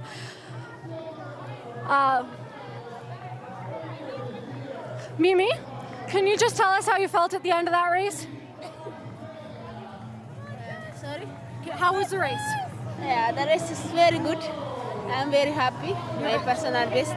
And Even the people are so very nice people. They're supporting, so I feel very good. And I noticed you ran a 4-minute personal best. Was that the time you were planning on running today? Yeah, you know, when I training, my condition was good, but the last 3 weeks I feel a little bit calf, and then I was thinking maybe I run like 24, but on the race I feel good. Yeah. Good. And do you know what's next for you? I don't know yet. You don't know yeah. yet? Okay, I'll let you go get warm. Thank you so much and congratulations. That was our women's winner, Mimi Belete. Back to the desk. Thank you very much. Well, congratulations to our new winner. In shot there, you can see celebrations all round for Jess Trengove of Australia, the Commonwealth bronze medalist who cruelly robbed Lanny Marchant of a bronze medal, but I think she set a personal best by a few seconds there, hasn't she? Yeah, she was looking to be in the 225 range, and she came in a bit above that, but still a PB. As I mentioned earlier, she's getting better and better each year, and you're seeing that world-class experience, those World Championships, Olympic Championship, Commonwealth Games Championships, starting to show in her performances. Well, the race temperature, as we're getting ready to go to her for interview, her last 3 marathons have been 36 degrees C, 29 degrees C, 1 degree C. So a woman for all seasons. Let's go and find out how her race was down at the finish line. I am back at the finish line with Jess Trengove, who has just finished her 3rd marathon of the year. It's been a bit of a breakthrough year. Can you tell us about coming into this race and your expectations? Sure. Well, we had the Commonwealth Games in Australia in April, and I felt a lot of pressure coming into that event, being on home soil, and I had a really focused build-up, and was happy with my result, but was keen to try and get a time to see, you know, what my fitness had equated to time-wise. So I ran the Gold Coast again in July. Came overseas for a while, and you know, the idea of Toronto came up, and I thought, you know what, I'd love to race in Canada. I'd heard great things about this event, so it was a very different prep for this event. I was relying a lot on my base from previous marathons, and came into it open-minded and absolutely loved it out there. I felt strong. I love the crowds. The weather was actually perfect for runners, maybe not for you, but I love Toronto. That's great. Toronto's been very happy to have you. It's a non-championship year. Do you have plans for next year, or are you going to take a bit of a break? I'm going to take a bit of a break now, and then next year I plan to make a bit of a building year where I focus on speed to, you know, fine-tune a few things for the marathon. So. Awesome. It was nice talking with you. Have a great afternoon. Thank you. That was Jess Trengove, an Australian runner, running her 3rd marathon of the year here in Toronto. I'll send it back to the desk. So we've just seen Bariso only just across the line, so she had a really difficult last few kilometres, but we're going to ride with our debutante from Canada, Kinsey Middleton. Isolated now, but she's judged pretty much every part of this well, Lanny. Yeah, she's run fairly even, and we're into the final K, so she knows she's almost home, and her stride still looks pretty efficient, and she looks like she's moving pretty well. She doesn't look very labored at all, so she, by estimation, has run this as a very, very smart debut race. Oh yeah, I would say this is a brilliant run by Kinsey. You know, I mean, obviously it doesn't have the flash of Cam Levin's Canadian record, but for a debut, and for a debut where it's hard to kind of plant your flag in the ground and say, this is where my starting point is, this is a fantastic starting point for Kinsey Middleton. And we've mentioned Alan Brooks often, how he's built this race up, he's built the Canadian Running Series up. This will please him immensely, won't it? To have seen that record go in his own event and a debut of this caliber as well. Well, the record is such a big deal, but also to bring the caliber of running in Canada, to keep bringing it up overall across the board is what's so important to Alan Brooks and to this race in this series that he runs. And he's, you know, it's bearing the fruits of his labor right now with someone like Kinsey Middleton, who comes in, gets treated like a respected elite, treated like a star. All the stress of having to worry about, you know, getting to whatever race, to Rotterdam or whatever, and flying yourself there and staying in an Airbnb, that's all sorted out. They're in the race hotel. They're brought in Meals are taken care of, everything, and you're just there to run your very best, and that is what she's doing right now. Well, she's got just barely a minute of running to go. We take our commentary hats off to Torso Man. You can see him back there coming in with his hazard lights on. He did a great job to 40 kilometres in the elite women's race, but he's had to do the last 2 kilometres. Well, you can see it's like ox walking or something, isn't it? But he's done his day's work. And Kinsey Middleton has nearly done her day's work. Let's see if she can get under 2:32 for her debut. And in a field of 25,000, she's found one of the big gaps, hasn't she? Yeah. It just goes to show that there's, you know, talent takes you a long way, and there's a big gap between the average is a little over 4 hours for a marathon, and Kinsey is running a 2:32 something right now, so she's all alone out there. So at Middleton Kinsey, at Kinsey Middleton, if you want to follow her on Twitter or Instagram. But right now she's following the line around the final turn, and she is going to be the newest and final champion at the Scotiabank Toronto Waterfront Marathon. She is the Canadian Women's Champion on her debut, just outside 2:32. Brilliant running for Kinsey Middleton on a great day for Canada. Very smart running, very even running considering the conditions.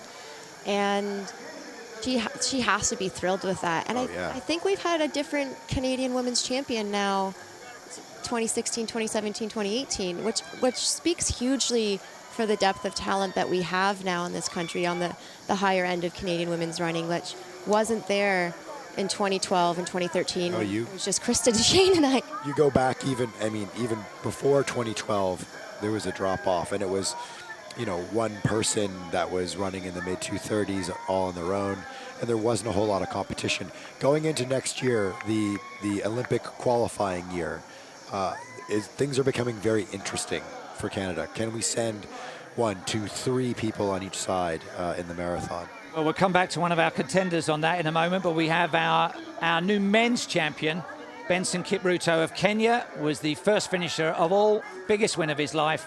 Let's find out what he had to say about it. We are back, and we are with our overall winner, Benson Kipruto.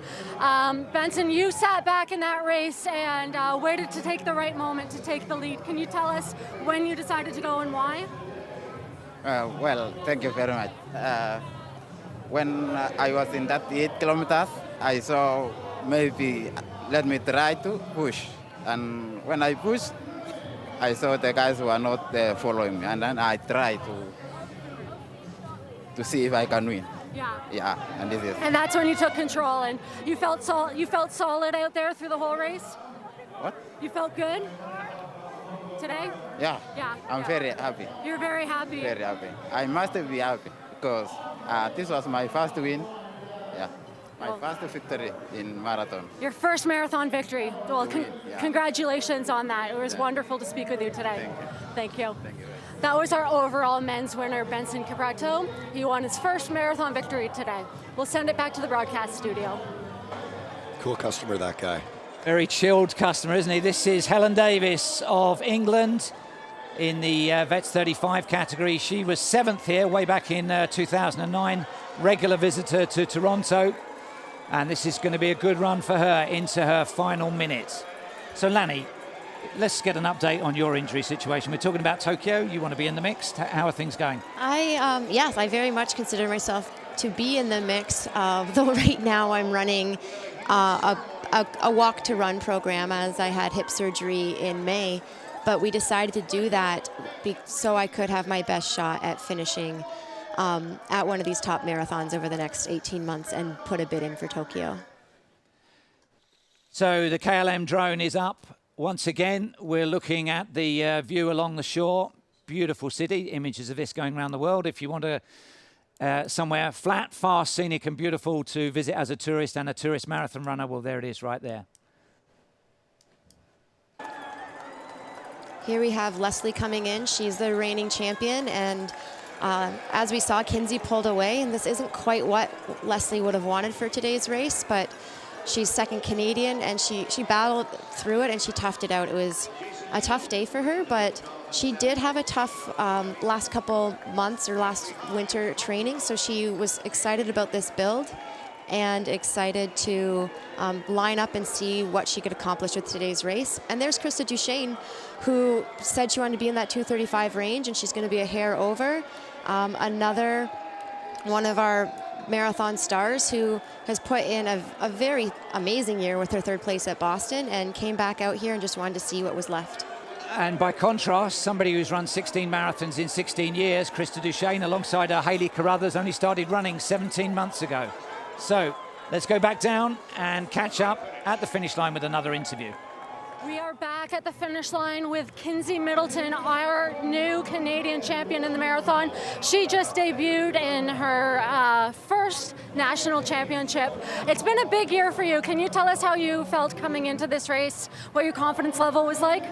I was just so excited to try something new in the marathon, and I've been really wanting to do this event for a long time. And I picked this race because it was a national championship, and I knew that that would bring out a little bit more in me, and so I just had an absolute blast. And we saw you working with last year's champion, Leslie Sexton, for quite a bit of the race. When did you decide to make your move on Leslie, and had you pre-planned that, or did you just go with the flow of the race? I definitely just went with the flow of the race. I was really thankful to have Leslie out there. She was incredible help for the first half, and Natasha Wodak paced me through half, which was amazingly helpful. And then at like 25K maybe, I think I made a move, and I was just really happy to feel good at that point, but still a long way to go in a marathon. So this year you've PB'd the 10,000 on the track, you PB'd the half marathon, you represented Canada at the World Half Marathon Championships in Spain, and now you're a national champion. What do you have next? I don't know. Now that I've done the marathon, it's a huge check off the bucket list. Next, maybe some more 10K PBs on the track, chase that Olympic A standard. That's a big spring goal. Awesome. Well, it was great speaking with you. You had a wonderful race. Congratulations. That's Kinsey Middleton, our new national champion at the marathon. We'll send it back to the desk. Well, you can see in real time we're on 2:38. So we've still got some very decent finishers coming in. We've had a few of our elite women. It's funny to think that this only became an Olympic distance for women in 1984. Yeah, I was born in 1984, so it's only been around for as long as I've been alive, which is strange to think of because I grew up with there being a marathon, but there's also then people within the running community who can remember when women were allowed to run more than one lap of the track. Like that wasn't far ago. So to see our Canadian sport grow this much in such a short period of time, relatively, and to see so many women out there lining up, putting their names in, throwing their names in for Olympic teams is quite exciting. Well, that was just Reed Coolsat that crossed the finish line. So that didn't go to plan, did it? No. Not at all. That's unfortunate. It's an illness, hasn't he? He's had a really tough go. He had a big bout of illness after running the Mexico City Marathon in August, and it really took away from his training. Really cut his training down. So he told me a couple weeks ago, I went and watched one of his last workouts, and he told me that he's not giving up. He's staying focused. He's going to, go after that record. Now that Cam has lowered that record, that will probably actually fire Reed Coolsat up to go after it, because it's still within reach for a guy of that talent level. Yeah, well, let's hope he has better days. But I think we can now reprise the top 10 male finishers and have a little chew through that. I mean, the story of it really was Cam Levins coming all the way through to 4th overall. Brilliant running. Oh, now rumours of Reed Coolsat finishing in 2:38. There was a lookalike that finished right across there. Oh, we've buried the man. We've buried him. And he ran all right. Ran okay. He still won't be happy with 2:17. No, he was looking for the 2:13 range. Yeah, but it's not 10 women in the results. Let's take a look at that. New course record. What are the stories of the race for you, Lanny? I think the the new course record obviously is one of the major stories. That was a very tight race right up until the finish. They ran together and they seriously left it to the wire for any of us to call what was going to happen in that race. Jessica Trengove had a season's best after, or I think a personal best after her third marathon in a year. Our overall marathon champions here today. In third place, in a time of 2:08:30, he is from Kenya, Felix Candy.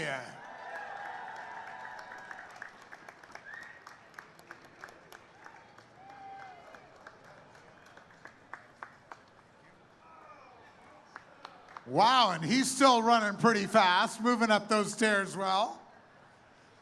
In second place, a time of 2:07:46. He hails from Tanzania, just 21 years old, Agostino Sole.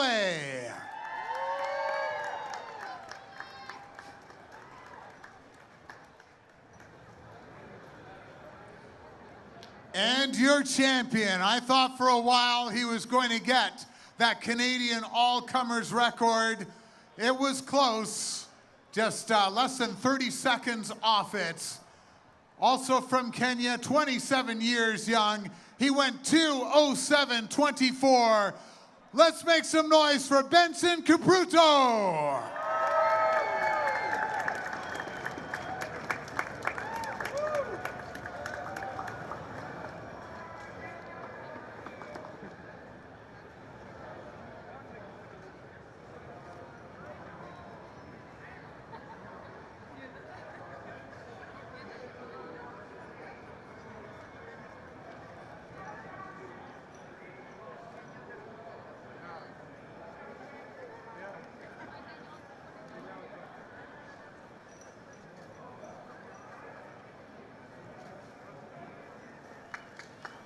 Yeah, let's make some noise. Your champions right there, Benson Kipruto, Agostino Sole, and Felix Candy.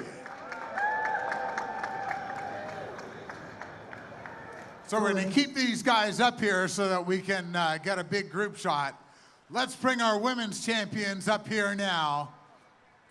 In third place from Kenya, 27 years old, 2:23:29. Wow, these times are so fast. Ruth Chebitok. A personal best for Ruth here today. Doing Toronto proud with a fast time and a PB.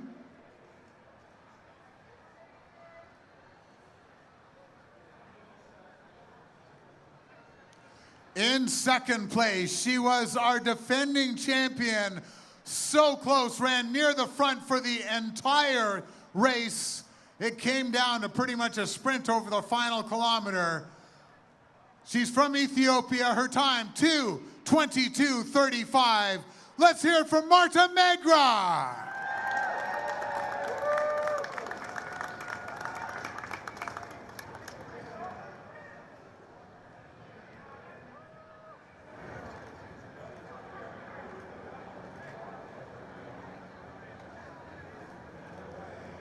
And your champion. She's from Bahrain, 30 years old, set a new course record here today of 2:22:29. Mimi Belete. 2:22:29, unreal running.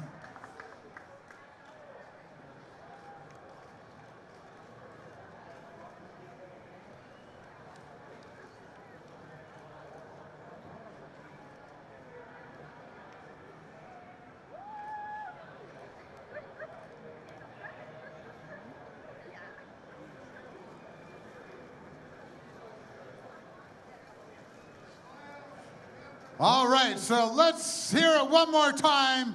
Your champions up here. Our 2018 Scotiabank Toronto Waterfront Marathon champions. Benson Kipruto, Agostino Sole, Felix Candy, Mimi Belete, Marta Megra, and Ruth Chebitok.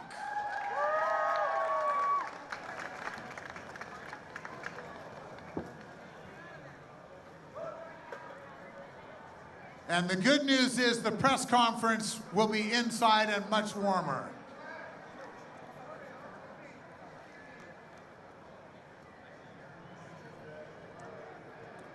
So we kept promising we were going to be handing out lots of money.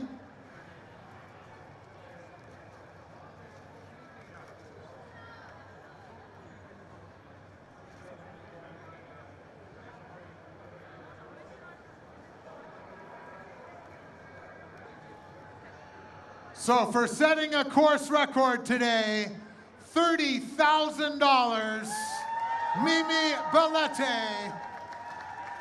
John Purdy up there helping with that check.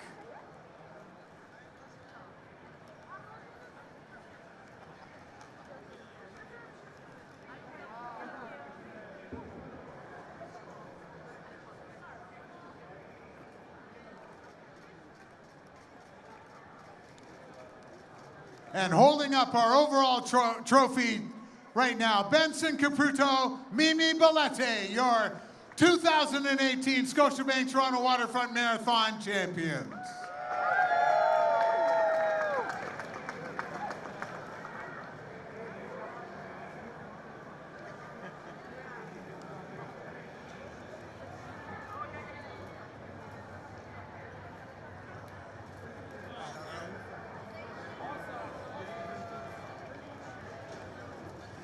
Okay, let's hand out our Canadian Championship Awards.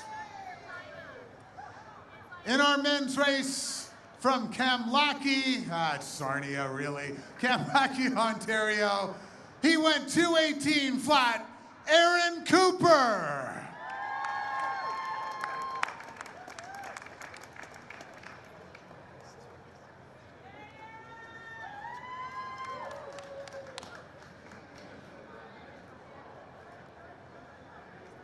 In second place, he has been the heart and soul of Canadian marathon running for so many years. Doesn't get much more popular than this man. From Hamilton, Ontario, 2:17:37, Reed Coolsets.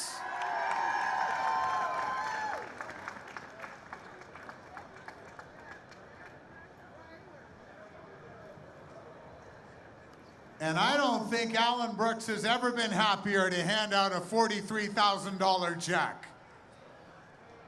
Makes his home in Portland these days. He is very much a Canadian. His marathon debut, he had to go under 2:10:09 to set a Canadian record. He went 2:09:25, breaking a 43-year-old Canadian record. Let's hear it for Cam Levins, your Canadian Marathon champion and Canadian Marathon record holder.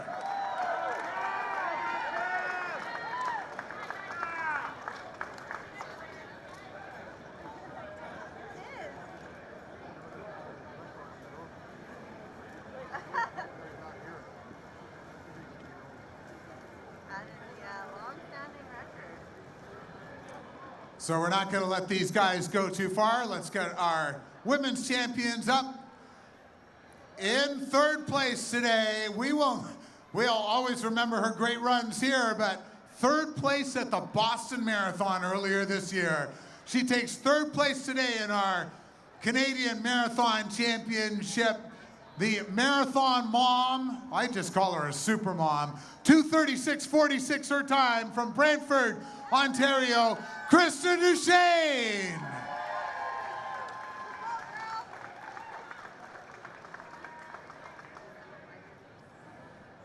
In second place, she was your women's Canadian champion last year. She went 2:36:03 here today for second place in our Canadian Championship. From London, Ontario, Leslie Sexton.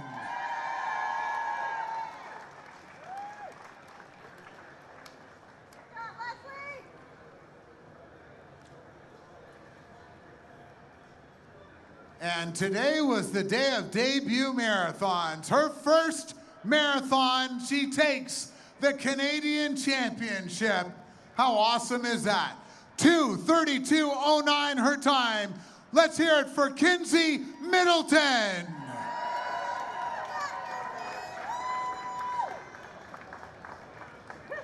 A big day for BC here today. Both of our champions hail from British Columbia.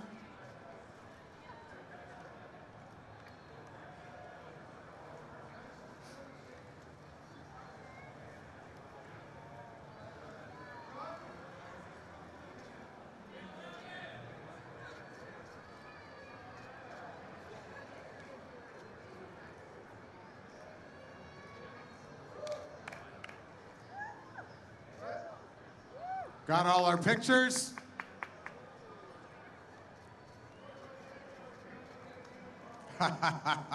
Yeah, that's definitely a good one that we want to get.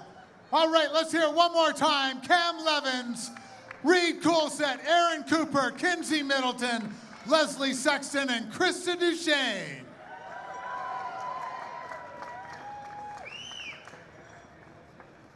So we've been wanting to hand out this check for a while. Every year it got bigger by $1,000. It sits at $43,000 now because it's been 43 years since the record was set of 2:10.09. A new Canadian record here today by Cam Levins, 2:09.25.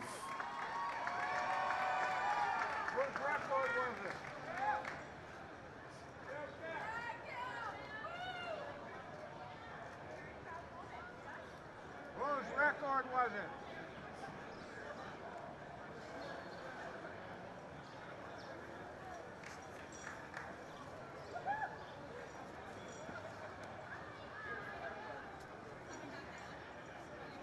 All right, so we have our top three in our Masters Men awards to hand out, and then our Women's Masters champion has already been up on the stage. Hopefully she hasn't run too far.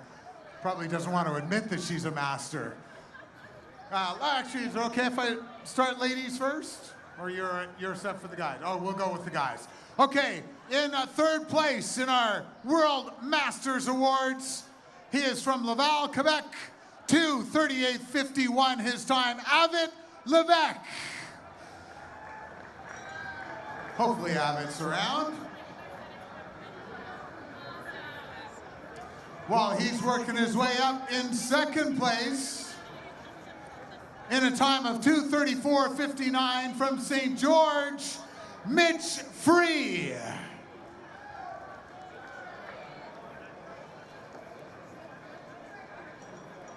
Oh, here comes what? Here comes Mitch. Wow, that was a good jump over the fence too.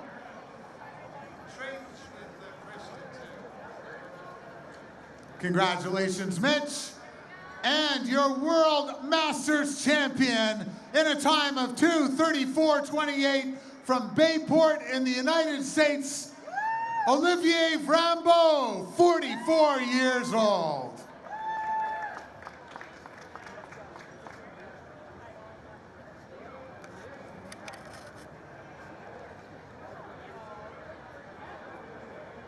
So congratulations, Olivier and Mitch. We'll keep these guys up here while we bring up our Women's Masters champion, Krista Duchesne, 2:36.46.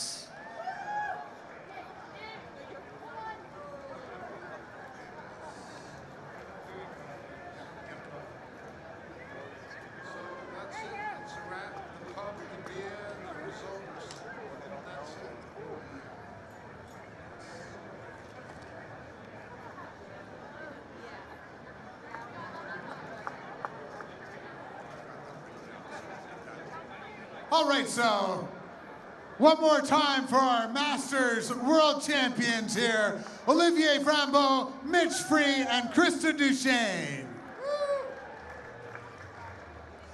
So that pretty much wraps up our awards here today. You can pick up your age group awards in our half marathon and marathon over at the awards tents which is by the reflecting pool. You can pick up your Masters Award, your World Masters Awards. Their tent is on the east side of Nathan Phillips Square. And what else have I got? Oh, don't forget our beer. The party starts now. The party starts now, folks. So the Craft Brewery is about 500 meters from here. The corner of Yonge and Adelaide, just that away. Thank you very much, Alan, the expert on our beer. And who brewed that winning one? Reed Coolsett and Rachel Hanna made the special Scotiabank Toronto Waterfront Marathon batch of beer at Henderson's Brewing. It was a collaboration between New Balance and Henderson's. And if you just show your bib at the